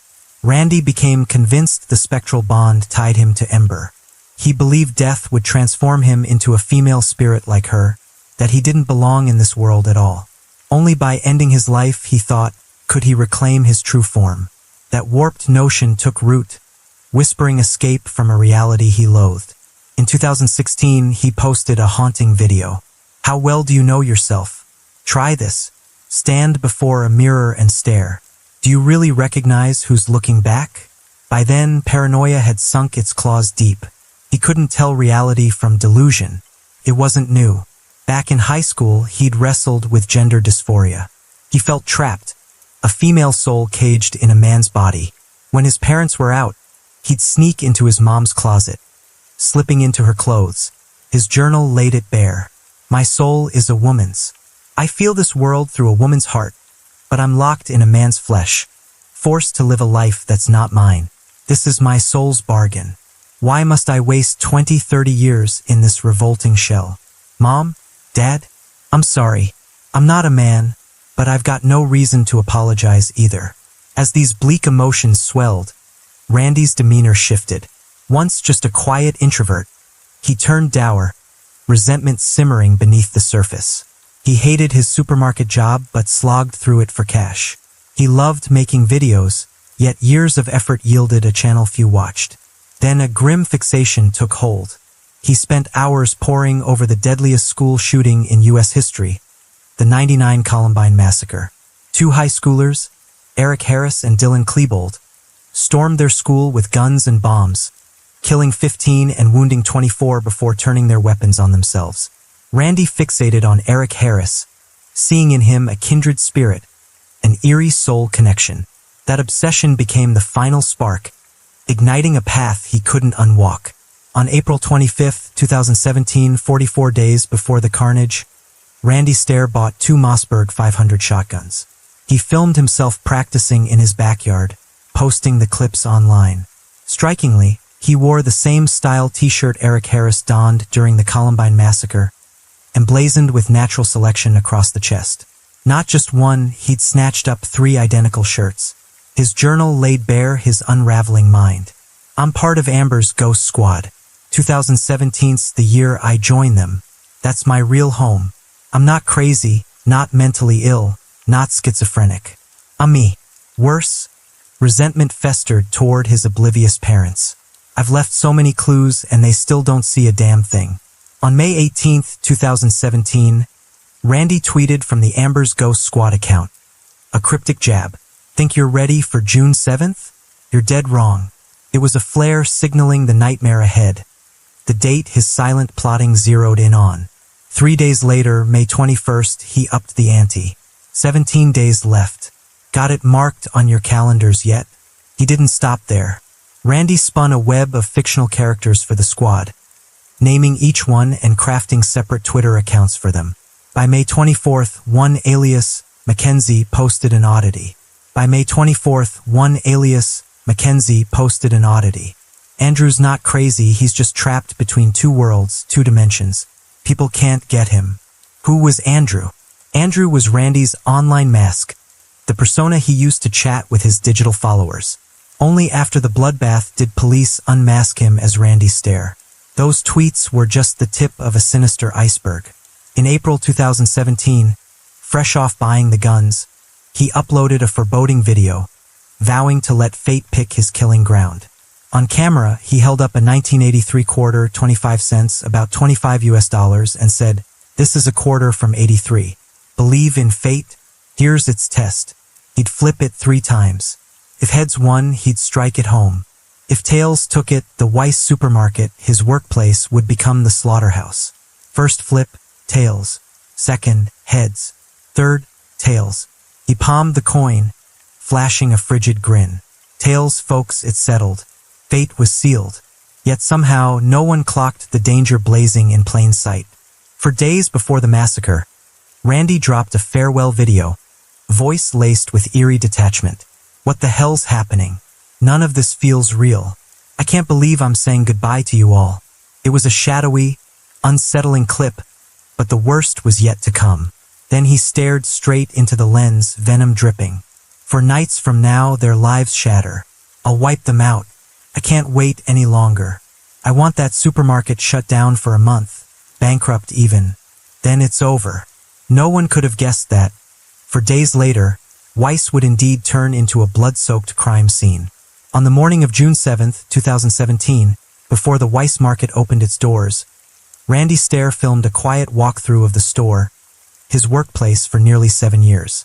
But within those familiar aisles, less than 24 hours later, a horrifying bloodbath would unfold. In the pre-dawn hours of June 8th, as the night shift wound down, Randy and 4 co-workers bustled about, stocking shelves. After a grueling shift, everyone just wanted to wrap up and head home to crash. None suspected Randy was quietly setting a nightmare in motion. He locked every exit tight. Then, with calculated menace, he stacked heavy crates against the emergency doors, turning the supermarket into a sprawling cage, trapping himself and his 4 colleagues inside. Simultaneously, he fired off cryptic tweets. To all the lovely, kind, beautiful souls out there, I hope you'll forgive me for stealing your angels away. Everything happens for a reason, good or bad. I'm sorry it ends like this. I hate goodbyes, but this time maybe it's just see you later. Caught in that lockdown store were 4 others: Victoria, 25, Brian, 47, Terry, 63, and Kristen, 25. Victoria and Kristen were sorting stock on the same aisle. Meanwhile, Randy gripped his 2 shotguns and closed in on Victoria. Without a word, he aimed at her chest and fired. The first blast roared through the silence. She barely had time to register it before, boom, a second shot tore through, obliterating her head. Just a day earlier, he'd scrawled in his journal, "I don't hate Victoria, but there's no other way. I have to take her out." Kristen, at the aisle's far end, watched the carnage unfold. Victoria's body slumped between her and Randy, mere feet away, their eyes locked for 5 agonizing seconds. A stare down where Kristen's gaze might have briefly stalled him. Seizing that split-second pause, she bolted. Shockingly, Randy didn't pursue. Instead, he wheeled toward Brian, 47, unleashing a barrage, bullets ripping through chest, back, and arms. Terry, the oldest at 63, tried to flee but didn't get far. Randy's shots caught him in the back and shoulder, dropping him cold on the spot. Now, only Randy and Kristen remained in the sprawling store. She couldn't fathom it. A cheerful, friendly coworker had morphed into a raging killer. Was this a sick prank? A real-life horror flick? Kristen held her breath, weaving through the aisles, playing hide and seek with death itself. Miraculously, she slipped into the staff office and dialed 911, her voice a trembling lifeline. Randy didn't hunt her down. Instead, he vented his fury on the store, blasting shelves, shattering glass, trashing everything in sight. Then, before police could storm in, he strode to the deli counter, pressed a shotgun to himself, and fired. His final tweet hung in the ether. "Goodbye, everyone. I'll miss you all so much." Minutes after Kristen's call, police swarmed the scene, sealing it off. A search of Randy's home uncovered a trove of grim evidence. Ammo boxes, journals, a computer, and haunting sketches. That's when the truth unraveled. This massacre had been meticulously planned, with Randy scattering warning signs for months, ignored by all.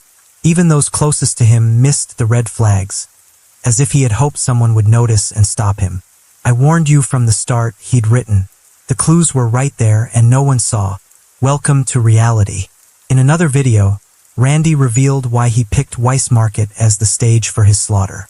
Turns out, his father had once managed that very store. His words dripped with bitterness and betrayal toward his dad. A raw wound laid bare. "When's the last time he said he was proud of me? Let me tell you something. In elementary and middle school, I worried more than anyone else in this family about Dad dying. I loved them back then, but by high school and college, I realized I can't love them anymore." His journals traced a chilling shift over the years. Neglected in the real world, he'd poured all his hope and identity into a virtual one, the only place he felt alive. Randy called Ember his goddess. His Twitter bio read, "You have to lose to truly live. Before graves and foreign lands, I talk to myself. Today I don't hate you, but that doesn't mean I won't despise you tomorrow." The autopsy peeled back another eerie layer. Before the rampage, Randy had applied makeup, thick black eyeliner, pale purple lips, mirroring Ember's ghostly visage. His system held a heavy dose of diphenhydramine, an antihistamine that, in overdose, can spark hallucinations or kill. A risky social media fad once dared teens to overdose on diphenhydramine, killing some in the process. Could it have sparked hallucinations in Randy before the massacre? Still, one truth holds firm. His months of careful plotting, far from a sudden snap, showed chilling intent. Because of him, 3 innocents died, 3 families shattered. Victoria had just welcomed her first child. Brian was his household's backbone. Terry, kind-hearted and beloved, warmed everyone around him. What was their crime? Why did they become sacrifices to Randy's fury? The deepest sting? This slaughter could have been stopped. Warning signs flashed bright, countless chances for someone, especially those closest to him, to catch the drift. Maybe the real tragedy isn't just the lives lost, but the silence and apathy that let it happen. We assume someone will notice, someone will step in, but no one did. Only when it's too late do we ask, what if? Today's world breeds loneliness, even amid millions. Silent cries for help, psychological scars, get brushed off when they don't scream loud enough. Yet a flicker of care, a moment to listen, a simple "are you okay?" could tip the scales from despair to hope. So, if someone near you is sinking into shadow, don't turn away. One small act might be the thread that tethers them to life.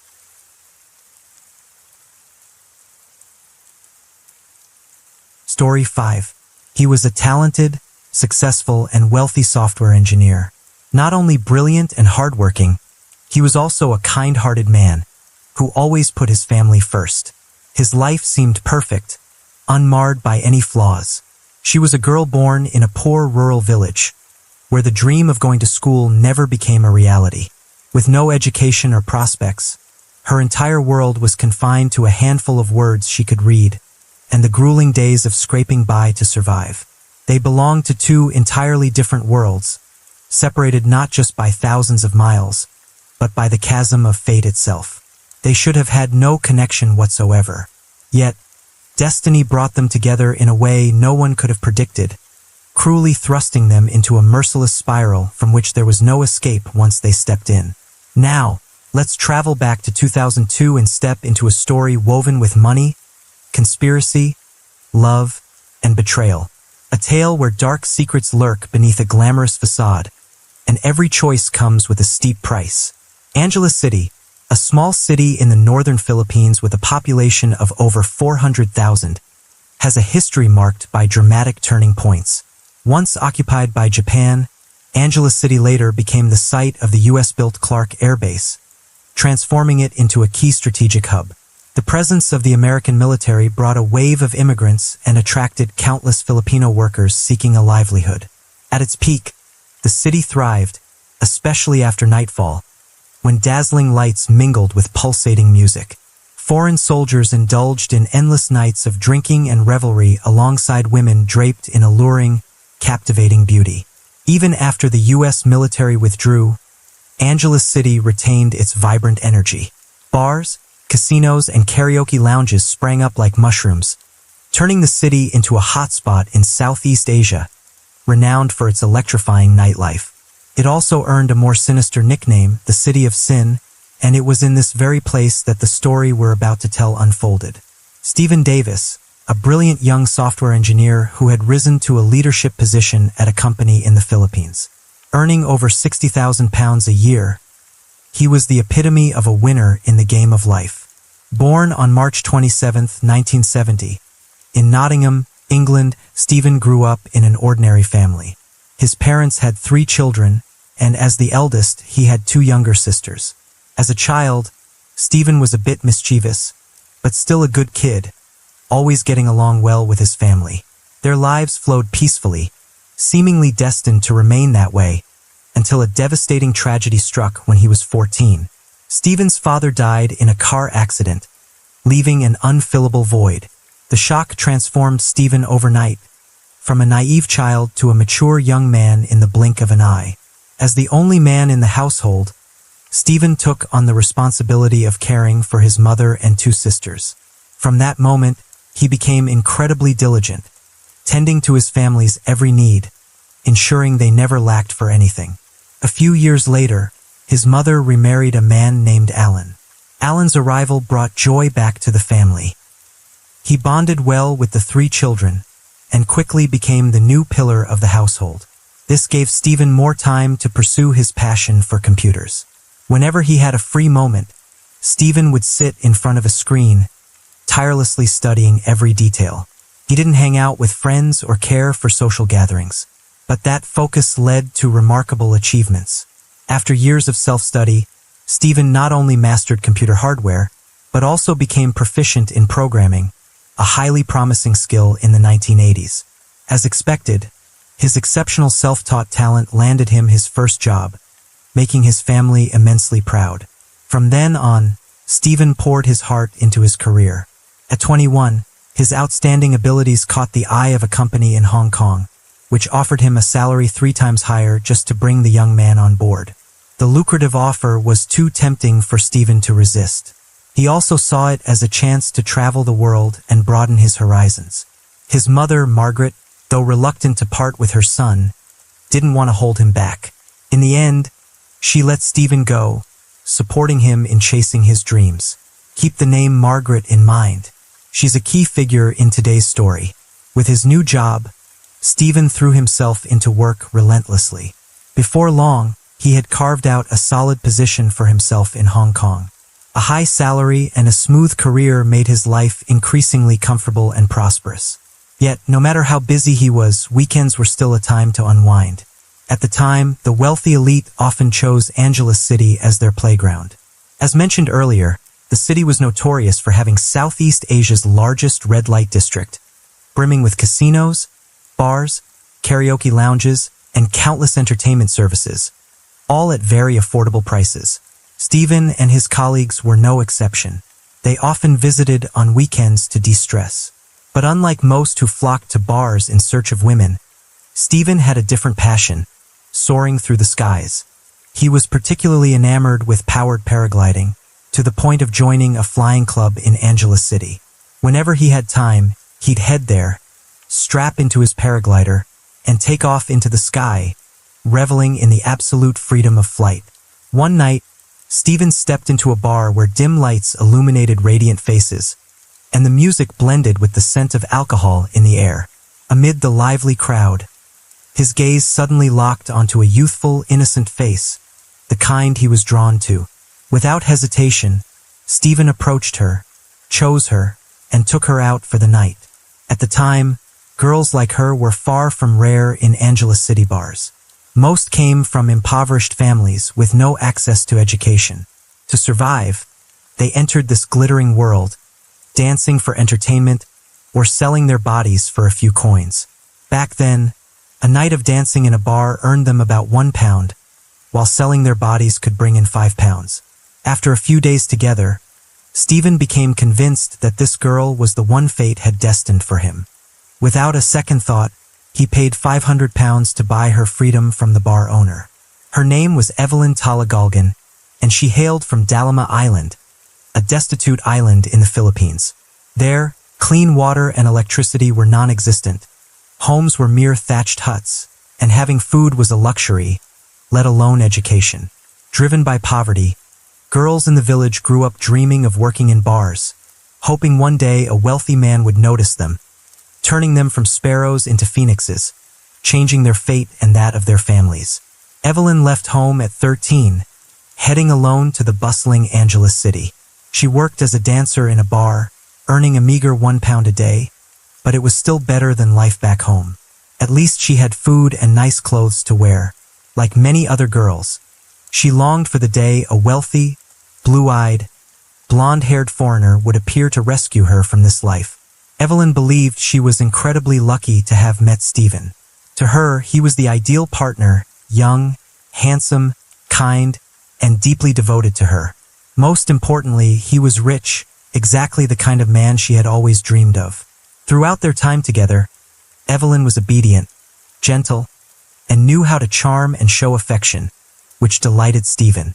The more time they spent together, the deeper he fell for her, to the point of entertaining a wild idea, marrying her. Though fully aware of this woman's past, Stephen didn't dare tell his parents the whole truth. He only mentioned that Evelyn came from a poor fishing village, had little education, and had worked in a bar. His mother, Margaret, assumed it was just a regular bar like those in England and didn't think much of it. In 1997, Margaret and her husband flew to Hong Kong to visit their son.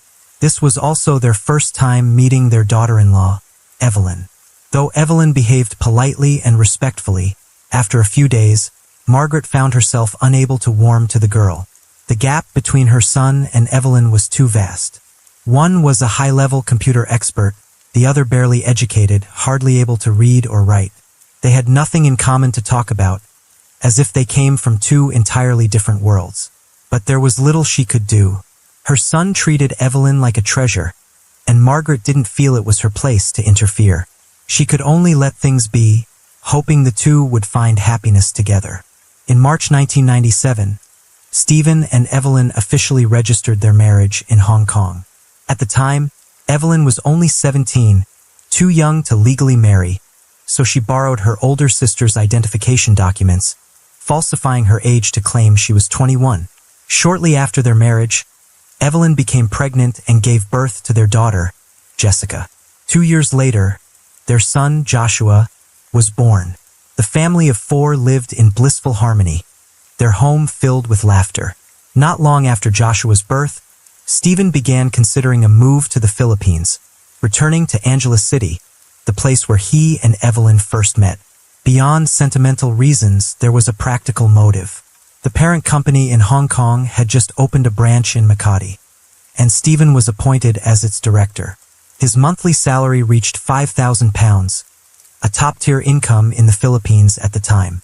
Stephen rented a villa in an affluent neighborhood in Angeles City, about a 3-hour drive from the company for his wife and children to live in. He also provided Evelyn with a monthly allowance of £1,000, an amount equivalent to the annual income of an average Filipino at the time. Additionally, he hired a housemaid to handle chores and childcare, none other than Evelyn's older sister. With this arrangement, the household ran smoothly, and Evelyn didn't have to lift a finger. In just a few years, Evelyn had gone from a bar dancer earning £1 to £5 a night to a wealthy wife with a £1,000 monthly allowance. Her family back in the village also reaped the benefits of this marriage. Stephen sent a substantial sum to his father-in-law, enabling them to buy a fishing boat and build the first brick house in their village. Since latching onto Stephen, Evelyn and her family had completely transformed their lives, becoming the envy of their entire village. As for Stephen, his life was equally fulfilling. A happy family, a thriving career, a beautiful wife, and obedient children. But human greed knows no bounds. A meticulously planned murder plot was slowly tightening its grip around him. On July 17, 2002, a seemingly ordinary Wednesday, Stephen and his colleague Michael had to work late due to a heavy workload, staying at the office until 10 p.m. By the time they finished packing up and returned to their rented apartment near the company, it was 10:45 p.m. Exhausted, Stephen collapsed onto his bed and fell into a deep sleep almost instantly. Michael, however, couldn't rest. His girlfriend was on a flight from Hong Kong to the Philippines to reunite with him, leaving him eagerly awaiting her arrival. It wasn't until 1 a.m. that he picked her up from the airport and brought her back to the apartment. After washing up and resting briefly, the two finally drifted off to sleep. But their rest was short-lived. Michael's girlfriend suddenly sensed something unusual. Footsteps outside the door, flickering lights seeping through the crack. Michael briefly thought it might be Stephen waking up, but before he could call out, the door was violently kicked open. 3 unfamiliar men burst in, guns in hand. One of them pointed a pistol at Michael's head and shouted something in Filipino.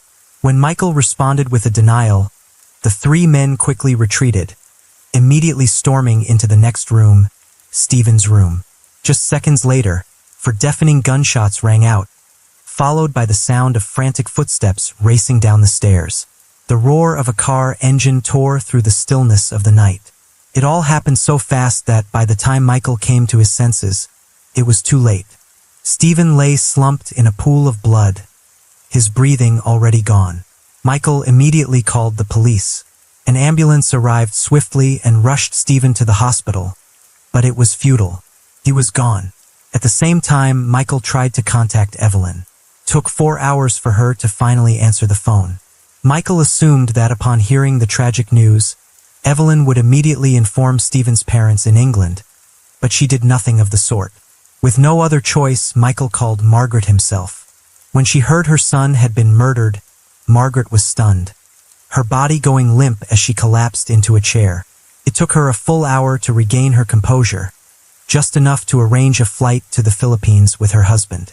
2 days later, at the funeral home, Margaret and her husband saw their son again, but only as a cold, lifeless body. Overwhelmed with grief, they immediately sought out the police to demand answers. Perhaps fearing that a murder involving a British citizen might spark diplomatic issues, or for reasons unknown, the Philippine police conducted their investigation with suspicious haste. They suggested the mastermind could be a business partner or rival of Stephen's, and within just one day, they concluded it was a killing driven by a business dispute. But Margaret was quick to question this. If this truly was a targeted hit over a commercial conflict, why was Michael unharmed? Especially since he recalled a crucial detail from that night. The three intruders had asked, "Is this him? Are you sure it's the right guy?" Clearly, they were after a specific target. Just days later, the Philippine police abruptly changed their story, claiming it was a case of mistaken robbery. Yet Margaret remained unconvinced. She grew increasingly suspicious of her daughter-in-law, Evelyn, sensing something deeply sinister. She stated with unwavering certainty, this wasn't just a woman's intuition. It was backed by a series of disturbing details Margaret had uncovered. First, when Stephen was killed, Evelyn didn't bother to notify his family. It was Michael who broke the news. For a wife who had just lost her husband to be so indifferent, wasn't that beyond strange? Second, when Margaret and her husband arrived at the funeral home, Evelyn didn't greet them or offer any comfort. Her demeanor was that of a stranger, completely detached, showing not even a hint of grief. The first thing she asked was, "Did he say anything?" Then she brought up money. Her coldness was profoundly suspicious. Third, Evelyn let slip a detail that raised Margaret's suspicions. She mentioned they had been in the apartment for 20 minutes. This information had never been publicly disclosed by the police. How could Evelyn know the exact time frame unless she was involved? Fourth, a few months earlier, when Margaret visited Stephen in the Philippines, she had inadvertently recorded Evelyn making a secretive phone call behind everyone's back. Evelyn sounded cheerful, even laughing heartily. At the time, Margaret found it odd. But now, in hindsight, it only deepened her doubts. Fifth, Stephen had once confided in his mother that his marriage was falling apart. Evelyn did nothing but spend money, even secretly stealing from him. She neglected their children, constantly making demands. Sixth, while sorting through Stephen's belongings, Margaret found a pawn shop receipt dated 2 weeks before his death. The item pawned was Stephen's wedding ring, and the person who pawned it was Evelyn. Seventh, when Margaret had previously tried to help Evelyn pay rent, the landlord revealed a shocking truth. When Stephen was at work, Evelyn frequently brought various men to the house, making the apartment a noisy hub. The landlord was so fed up that they no longer wanted to rent to them. Piece by piece, the clues came together, forming a chilling picture. Evelyn was clearly hiding dark secrets, and all these signs pointed to her involvement in Stephen's death. But when Margaret brought her suspicions to the Philippine police, they were utterly dismissive. The only response she received was, "There's not enough evidence." In reality, crime in the area was rampant. Robberies, thefts, and assaults were commonplace. The police lacked the manpower to investigate every case thoroughly, especially those without pressure from the media or authorities. Frustrated by the police's indifference, Margaret turned to the British Embassy in the Philippines for help. To her surprise, the embassy showed little interest. Perhaps they were too accustomed to the chaos of the region, knowing investigations here rarely led anywhere. In the end, they gently advised her, "You should leave and go back home." Those words plunged Margaret into a pit of despair. In a foreign land with no one to help and the authorities indifferent, what could she, a lone woman, do? This very indifference likely emboldened the true culprit to act so brazenly, without fear of consequences. But Margaret wasn't just a grieving woman. She was a mother who couldn't accept her son's unjust death being ignored, with no one seeking justice. Even if the whole world turned its back, even if she stood alone, Margaret vowed to uncover the truth, so her son could rest in peace. Investigating on her own was a dangerous and daunting path. A local bluntly warned her, "Anyone who benefits from Stephen's death sees you as a threat, and obstacles get removed." In other words, she could be the next target. Yet this woman didn't waver. From that moment, she was no longer just a grieving mother. She had transformed into a goddess of vengeance, determined to find the killer. Margaret bought notebooks, a recorder, and various investigative tools, meticulously analyzing every detail of the case. In her notes, she wrote, "Why was Evelyn so desperate for money? What was she spending it on? Who was she secretly contacting? A lover, perhaps? Who were the men frequently visiting the house when Stephen was away? Could one of them be the killer? It all seemed plausible, but investigating alone was impossible.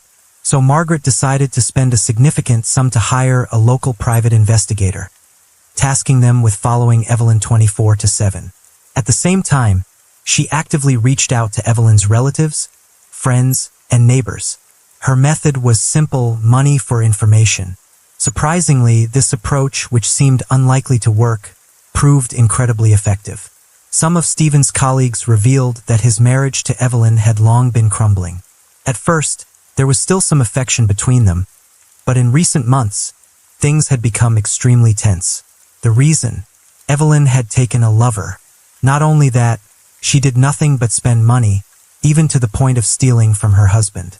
Evelyn's irresponsibility reached its peak when Stephen discovered that their daughter, Jessica, despite being of school age, had never been enrolled. The tuition money had been taken by Evelyn long ago, unbeknownst to him. Furious but still holding on to a shred of hope, Stephen sat down to talk with his wife. He proposed that if she ended things with her lover, they could salvage their marriage. He gave her two options. Either you go to school to get an education or you find a job. But for someone like Evelyn, accustomed to a life of dependency and laziness, how could she accept either option? In the end, Stephen had no choice but to cut off her allowance entirely.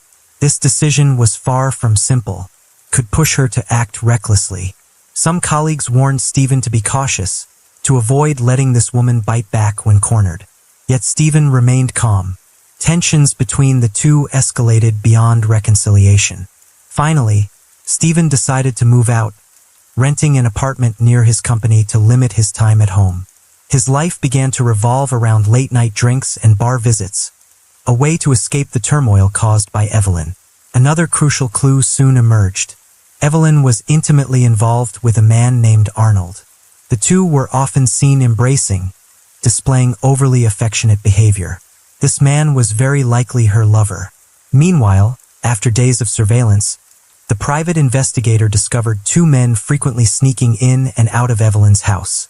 One of them was Arnold. Not only that, the investigator captured clear photos of them. With this evidence, the police finally took decisive action. They swiftly arrested the two suspicious men, Arnold and his accomplice Alexander, who worked in the same trade. Ironically, due to the police's limited budget, all travel expenses from Makati to Angeles City for the investigation and arrests were covered by Margaret. She even had to pay for the police's fuel costs.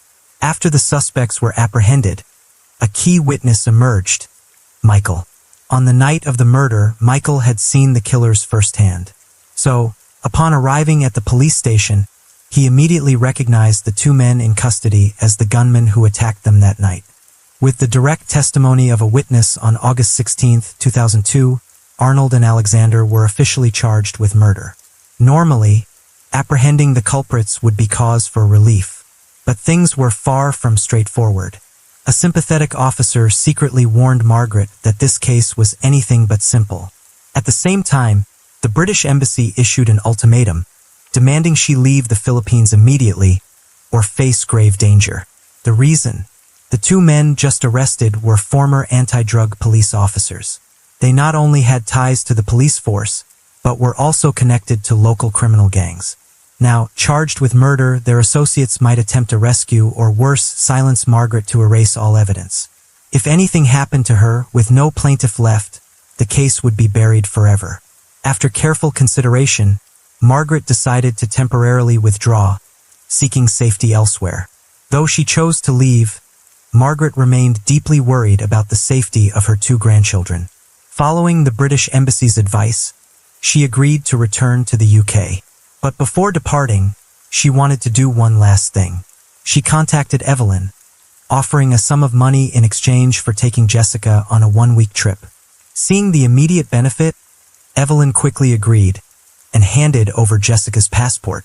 In September 2002, after over a month of tension and grief, Margaret and her husband finally left the haunting city, safely returning to the UK. Most importantly, they successfully brought Jessica with them.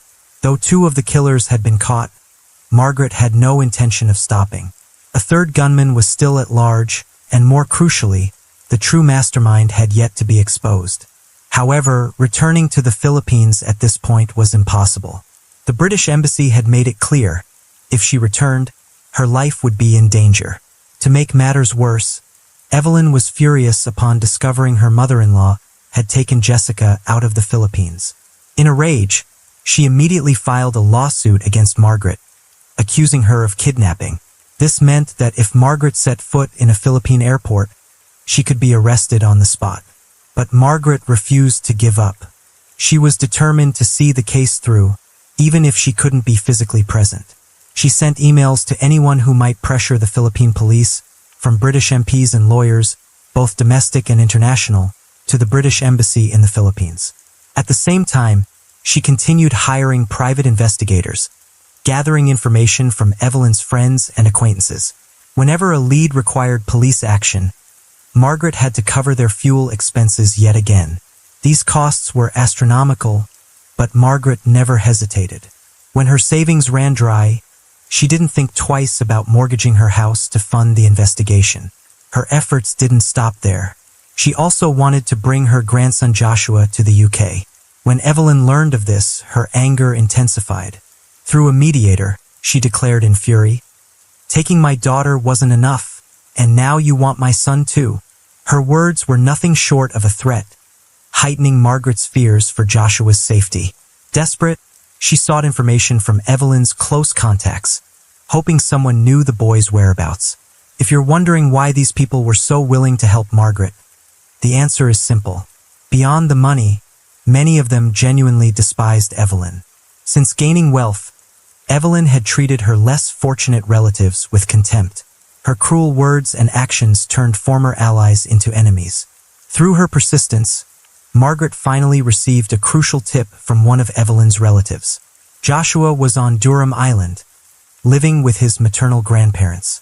Margaret immediately reached out to the grandparents. In truth, the elderly couple no longer had any affection for Evelyn. Since Stephen, their ATM, was gone, everything had changed. This fractured relationship gave Margaret an opportunity. She offered over £3,000 to bring Joshua to the UK.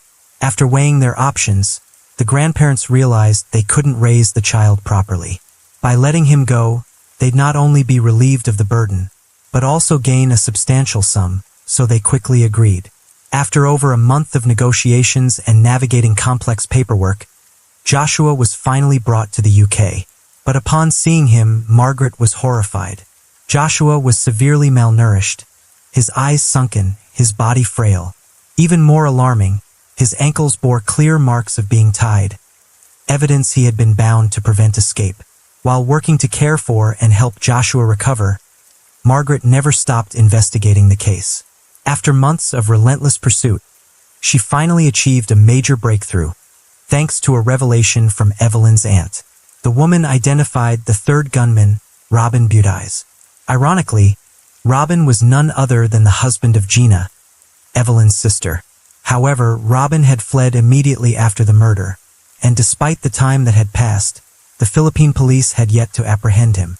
On June 14, 2003, 11 months after the murder, the Philippine police finally tracked down and apprehended Robin. Under the pressure of the investigation, Robin quickly offered to cooperate.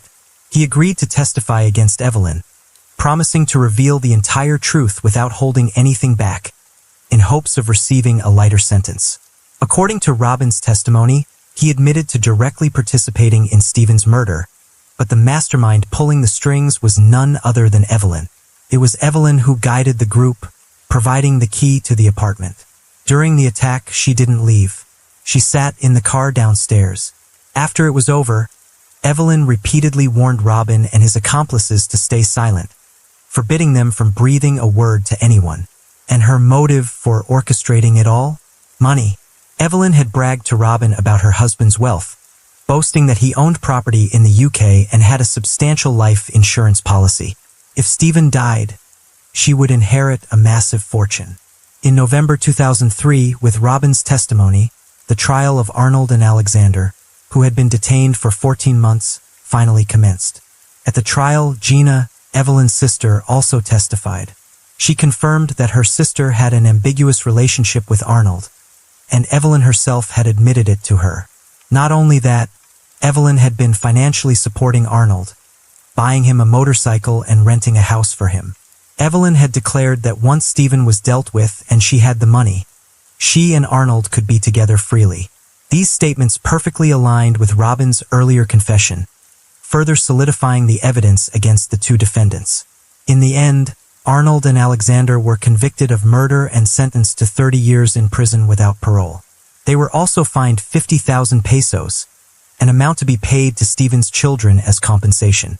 Robin, however, escaped imprisonment by agreeing to testify and fully confessing the truth. Now only Evelyn remained at large. The police issued a warrant for her arrest, but finding her was no easy task. The Philippines, with over 7,000 islands and a lack of robust surveillance systems, made it simple for Evelyn to disappear into a remote hideout, rendering her capture incredibly difficult. Time passed quietly, and months later, there were still no leads. The Philippine police weren't particularly eager. Suspects going off the grid were hardly uncommon for them. But Margaret wasn't like that for her. As long as the mastermind behind her son's murder remained free, she could never find peace. Finally, at 6:30 p.m. on February 17, 2004, the police located Evelyn. She was hiding in a remote village in Zambales province, surviving with the help of a friend. She was immediately escorted back to Makati. Even then, Evelyn loudly proclaimed her innocence. She insisted she hadn't been on the run, claiming she was simply living a normal life. Notably, by this point, Evelyn had been completely abandoned by her family and relatives. Some even expressed disgust, declaring that having a husband killer in the family was an unforgivable disgrace. During her time awaiting trial, no one visited her except her father. Those once close to Evelyn no longer cared whether she lived or died. At the trial, Evelyn continued to deny all charges. She insisted on her innocence, even claiming to have an alibi. But all her defenses were futile. The police had gathered ample evidence, summoning 14 witnesses to testify and building a tight, comprehensive chain of proof. Meanwhile, Evelyn couldn't produce a single witness to support her so-called alibi. On November 25, 2004, the day of the final verdict, Margaret and her husband once again traveled thousands of miles to the Philippines. They wanted to witness firsthand the sentencing of the woman who had killed their son. In a cramped courtroom in Manila, as Evelyn was brought in, she maintained a calm demeanor, showing no signs of worry. She didn't even glance at Margaret and her husband sitting nearby. But the moment the judge declared her guilty of murder, sentencing her to 40 years in prison without parole, her face froze, her eyes filled with shock. Margaret had never expected a death penalty. For her, this outcome was more than enough to feel satisfied, enough for Stephen's soul to rest in peace. After leaving the courtroom, Margaret requested to meet Evelyn. She wanted to see if Evelyn had anything to say. But Evelyn sat there coldly, putting on her glasses, not even bothering to stand. When asked about her children, she said she missed them dearly, but her face betrayed no emotion. Even so, Margaret left her a small notebook filled with drawings by the children. She also promised to send regular letters so Evelyn could know how her children were growing up. But that was all she could do. From now on, Margaret hoped Evelyn would truly reflect on her crimes behind bars. Looking back on the entire case, Evelyn once had the chance to transform her life, to hold a future many could only dream of. Yet she never cherished the happiness she had. Many couldn't understand why Evelyn had gone down this path. But for Margaret, the answer was clear. From the very beginning, Evelyn only cared about money. She never loved Stephen, never saw him as a true partner. To her, money mattered more than anything. And people like that are the most dangerous, willing to do anything, even commit heinous crimes like murder, to achieve their goals. Margaret's story of vengeance quickly captured widespread attention. After the case concluded, numerous newspapers published articles about her, praising her as a courageous, resilient mother who never backed down in her quest for justice for her son. Without Margaret's persistence, this case might have faded into obscurity with the culprits walking free. In fact, the 14 witnesses who testified, along with those who helped Margaret gather evidence, had all faced threats. Some even had to relocate multiple times to avoid retaliation, showing that the perpetrators weren't just ordinary criminals. They had sophisticated methods. Fortunately, thanks to international attention, the case was finally taken seriously by the police, leading to a fair trial that delivered justice for Stephen. Margaret, this remarkable mother, endured 2.5 years of torment from the day her son was murdered to the day Evelyn was sentenced. Not a single night did she sleep peacefully. Not a single day did she stop seeking justice for her son. She had spent nearly her entire fortune pursuing the truth, even mortgaging her house twice. In the aftermath, Margaret decided to document her arduous journey in a book titled For the Love of My Son, a work that recounts every detail of her unrelenting battle against the perpetrators.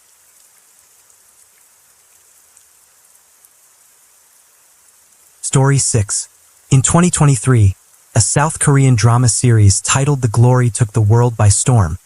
The show chronicles the bitter yet fiercely intense journey of a victim seeking revenge after years of enduring abuse.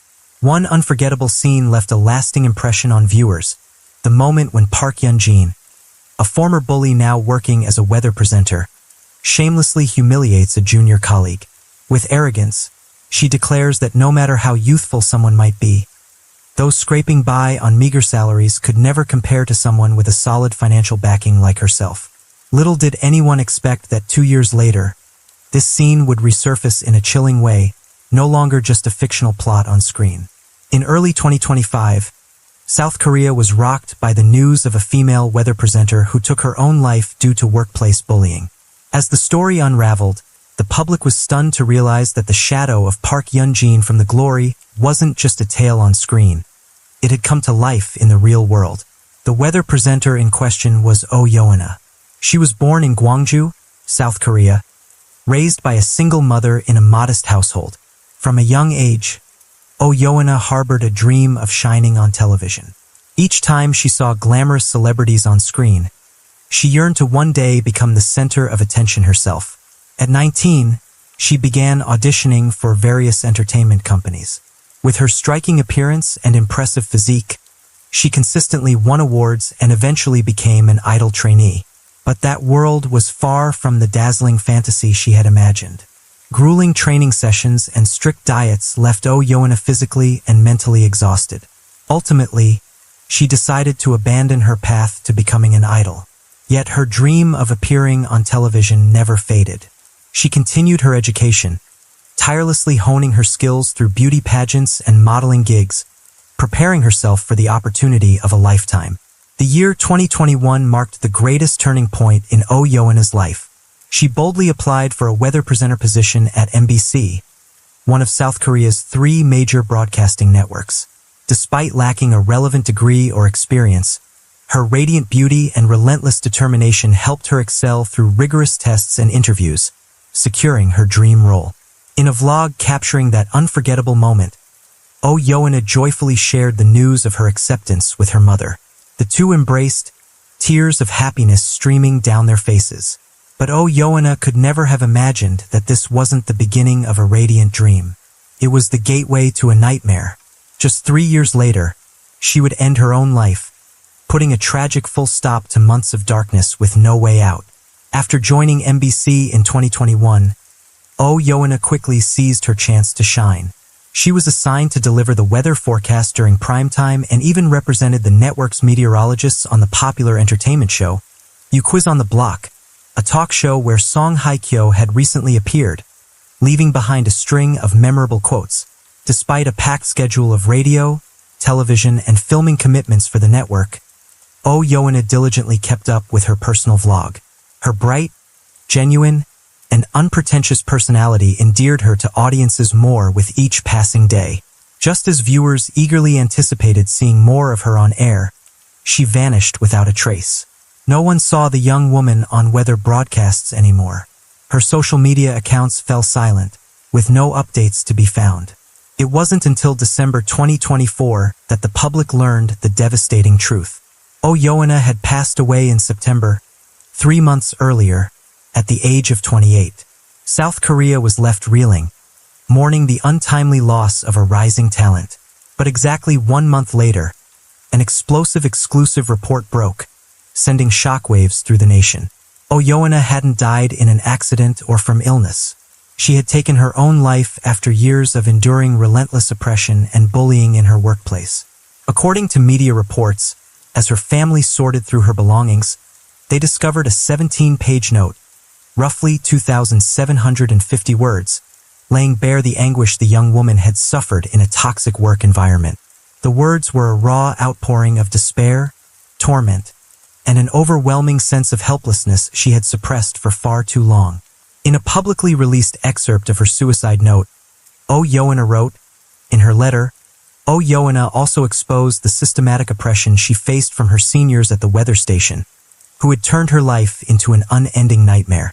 Awful I looked when I first started reading the news.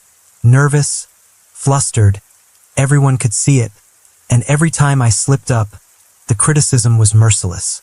Because I was suddenly assigned to host the early morning show without enough money for a taxi, I had to sleep at the station for 3 months straight just to make it to work on time. But did anyone ever care about what I was going through? After gathering her diaries, suicide note, and chat messages, Oh Yoona's family publicly denounced the cruel oppression she had endured from her seniors at the weather station. It was this unrelenting pressure that had driven her into severe depression, ultimately leading her to take her own life. Determined to seek justice for their daughter, her family filed a civil lawsuit against Senior A, one of the individuals who had tormented Oh Yoona the most. According to Oh Yoona's mother, the ordeal began in September 2021. At the time, Senior A repeatedly arrived late, causing disruptions to the broadcast schedule. To address the issue, the team leader decided to have Oh Yoona, a newcomer who had only been at the station for 4 months, take over the weather forecast segment in Senior A's place. For a young broadcaster, this was a golden opportunity, but it also marked the moment she became an outcast. From that point on, Oh Yoona became a target in the eyes of her seniors. They saw her as an upstart who had overstepped, someone who deserved to be put in her place, and that moment marked the beginning of the 3-year hell she would endure. In March 2022, the team leader who had once shielded Oh Yoona was transferred to another department. From that moment on, those who had been oppressing her no longer felt the need to hide their actions. They began openly bullying, humiliating, and mentally tormenting Oh Yoona in every way imaginable. They blamed her for every mistake that aired on television, even when the errors were their own. When she caught and corrected misinformation in the weather reports, they branded her as arrogant and disrespectful to her seniors. After work hours, they would summon her back to the station to teach her a lesson, hurling degrading insults her way. Oh Yoona had no way to fight back. Her tormentors were seasoned seniors with years of experience, and she could do nothing but grit her teeth and endure, day after day, for over 6 grueling months.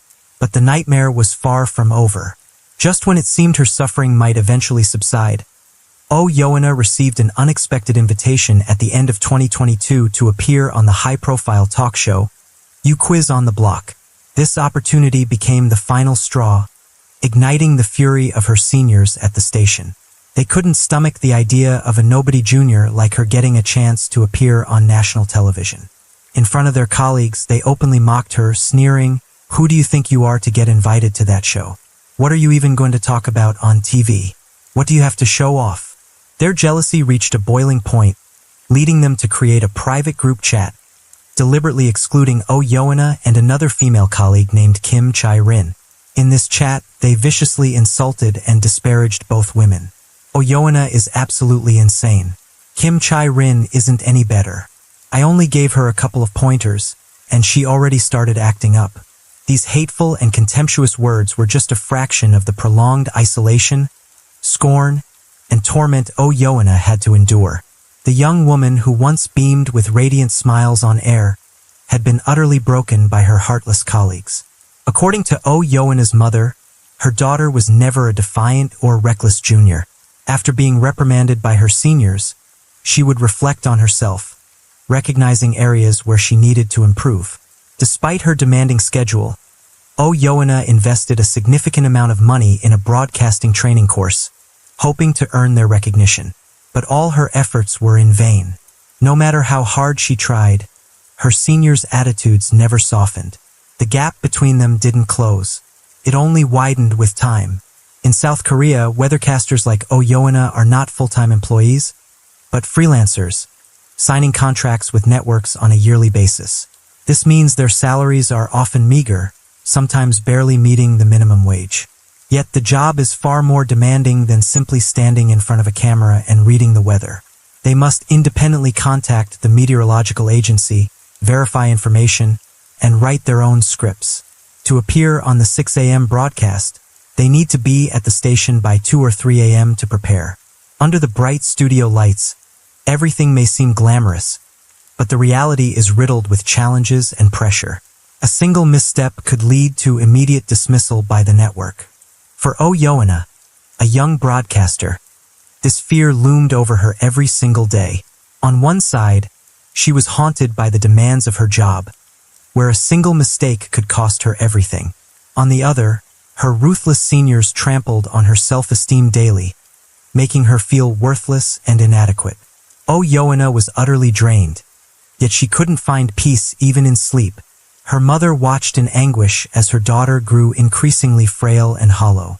She pleaded with Yoana to quit the job multiple times, but the young woman remained determined to persevere. To make ends meet, Yoana took on a slew of side jobs, working as a fitness trainer, a restaurant server, and even a freelance writer. She once confided in her mother, "Only when my body is exhausted to the point of collapse can I finally fall asleep. Only when I have enough money can I keep improving myself. I still want to be a great weathercaster." But Yoana's condition showed no signs of improving.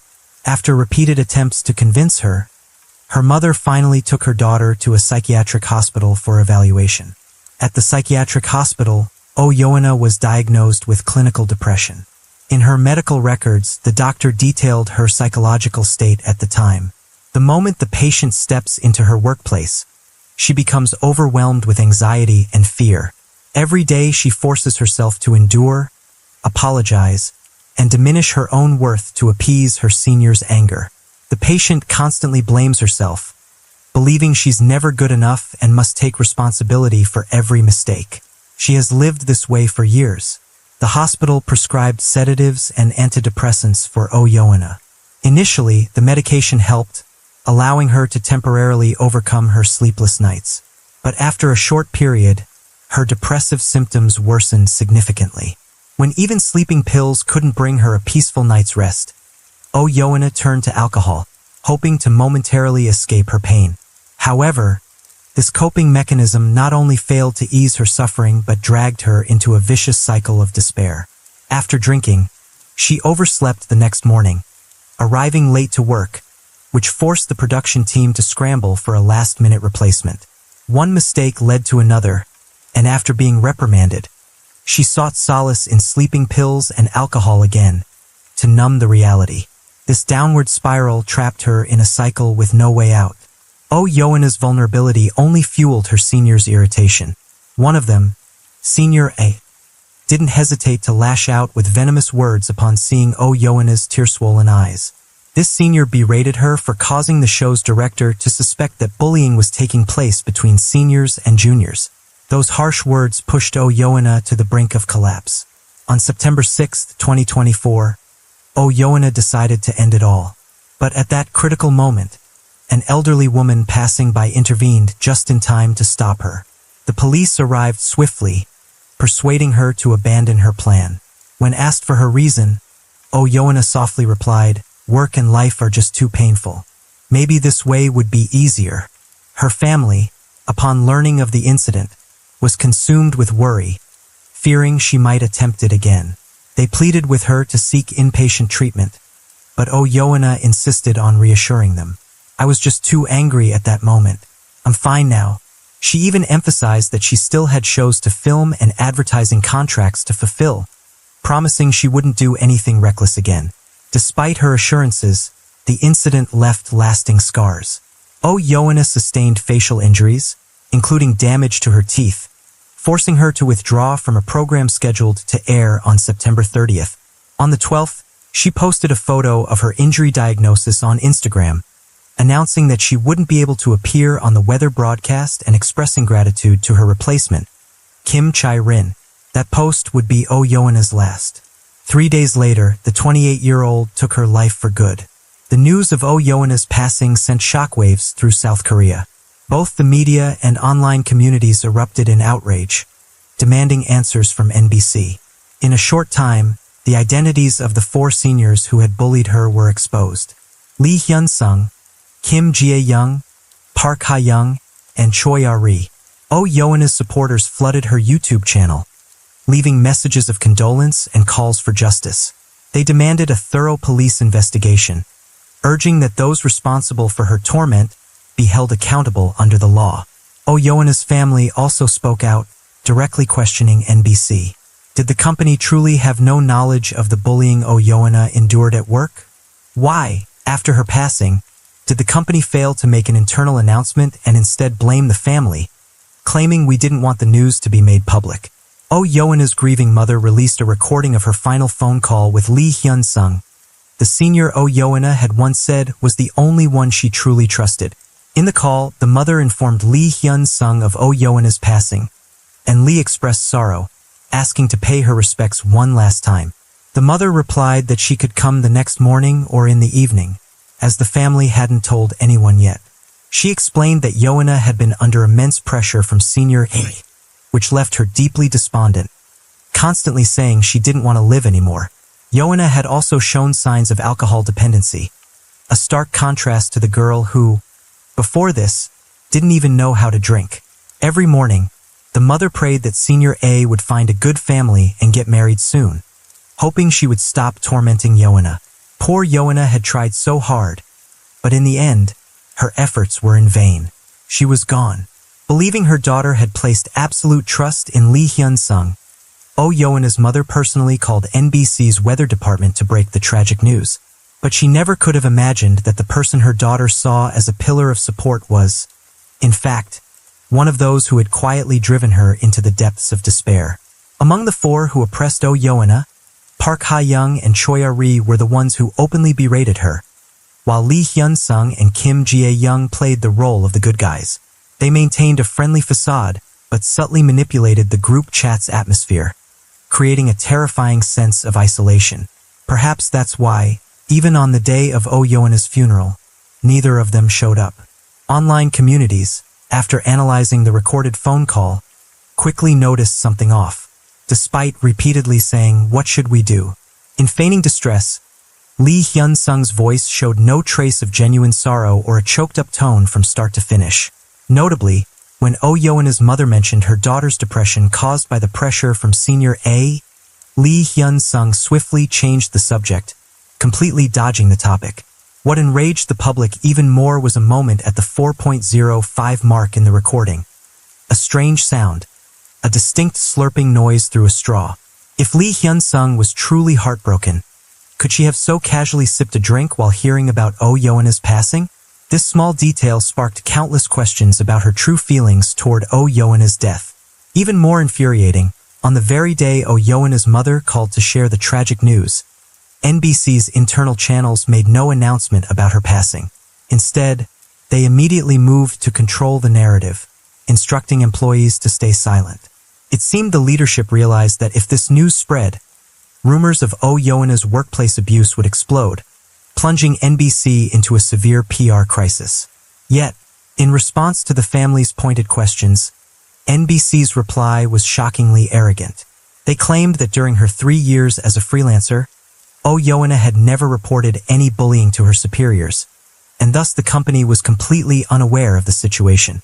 This statement was not only irresponsible, but chillingly there was no apology, no shred of empathy for Oh Yeona or her family. Instead, they deflected blame outward, even offering an absurd argument that a political force might be behind the incident, attempting to tarnish NBC's reputation. But what outraged the public most was NBC's complicity with the 4 accused individuals. Despite the scandal erupting and the public's seething anger, all 4 continued to appear on daily broadcasts, smiling brightly as if nothing had happened. This silence and complicity became the final straw. Viewers flooded the personal pages of the four accused individuals and NBC's official website, leaving a barrage of scathing comments. They declared they would never accept seeing those accused of harming their colleague continue to appear on air as if nothing had happened. They demanded justice, and this time they were determined to see it through. Public outrage continued to escalate. Citizens vowed that if NBC didn't take clear action, they would boycott all of the network's programs.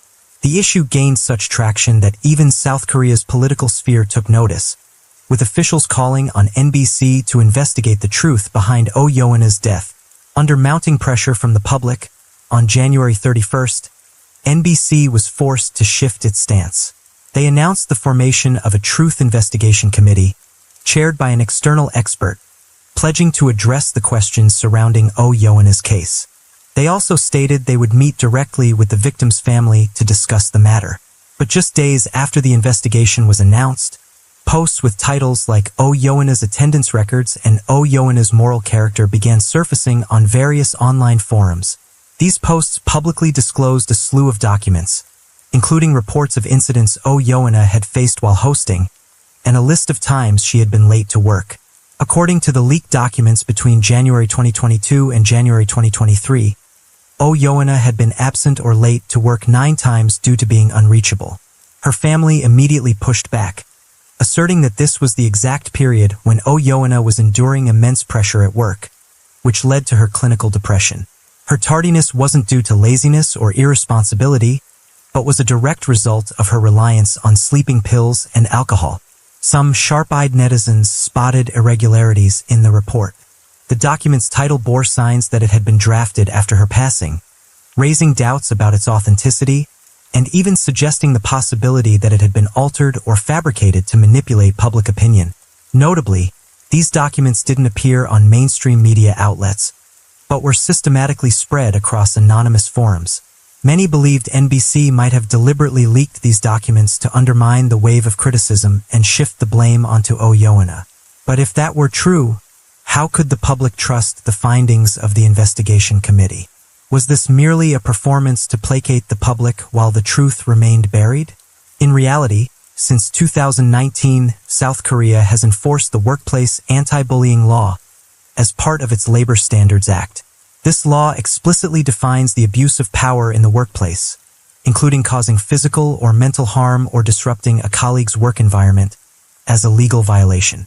Yet, despite the law being in effect for 5 years, workplace bullying has shown no signs of abating. According to data from South Korea's Ministry of Employment and Labor, the number of complaints related to workplace bullying nearly doubled, rising from 5,823 cases in 2020 to 10,236 cases in 2021 to 2023.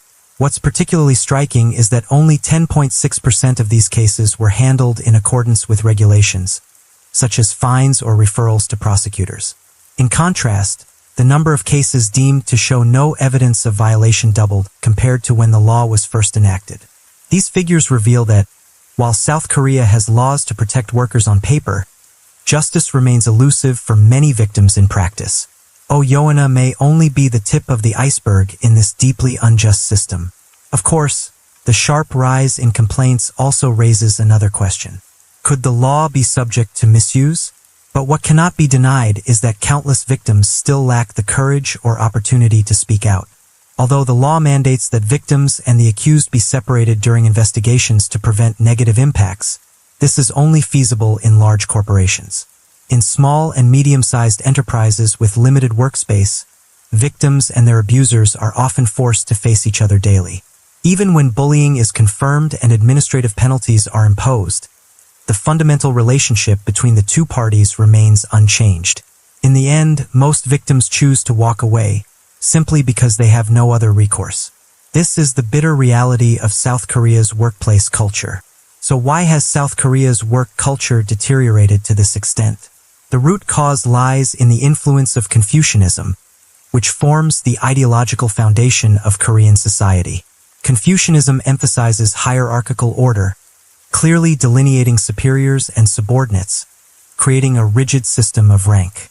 When this ideology permeates the workplace, it transforms into a power structure where superiors wield absolute authority over their subordinates.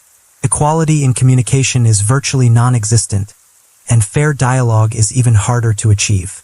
Beyond that, the competitive pressure in South Korea is extraordinarily intense.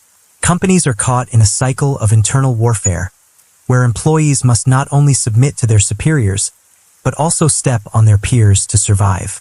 To climb the ladder, they're forced to crush others, turning colleagues into rivals. In such an environment, workplace conflict isn't just a consequence.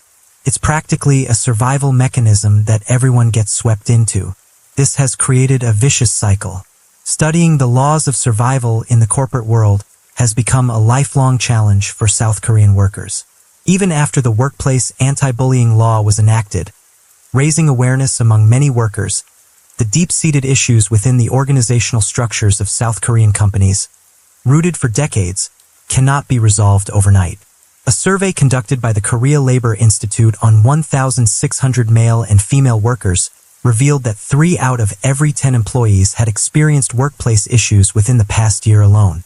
More alarmingly, 15.6% of them had even harbored extreme thoughts. The most affected age group was young adults between 20 and 30, those who should be at the peak of their careers. Even full-time employees, who are protected by labor laws, feel suffocated by this issue. For those outside the law's protective umbrella, workers in the gray zone, like oyoana, weathercasters, cram school instructors, or fitness trainers, the risk is even greater. They become easy prey in this harsh work environment. While they also sign freelance contracts, they aren't recognized as workers under South Korea's Labor Standards Act, leaving them with virtually no legal rights. When harmed, they have nowhere to turn for help, and no mechanisms exist to protect them. This makes them the most vulnerable group in such a cutthroat workplace. Oyoana's case drew significant attention due to the nature of her profession. But in reality, countless others are enduring the same nightmares she did.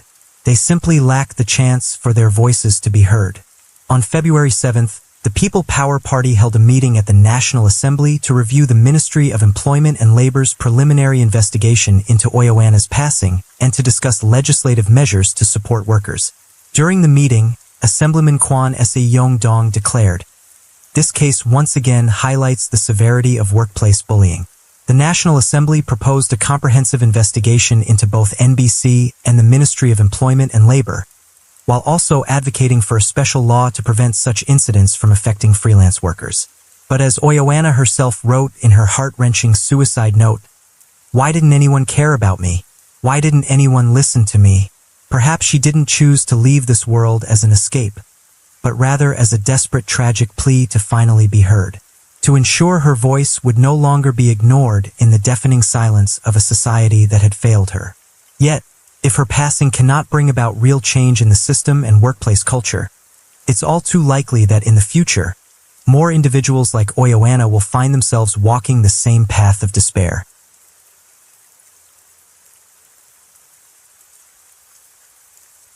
And the night deepens. Thank you for being here with me at Radio Night Crime.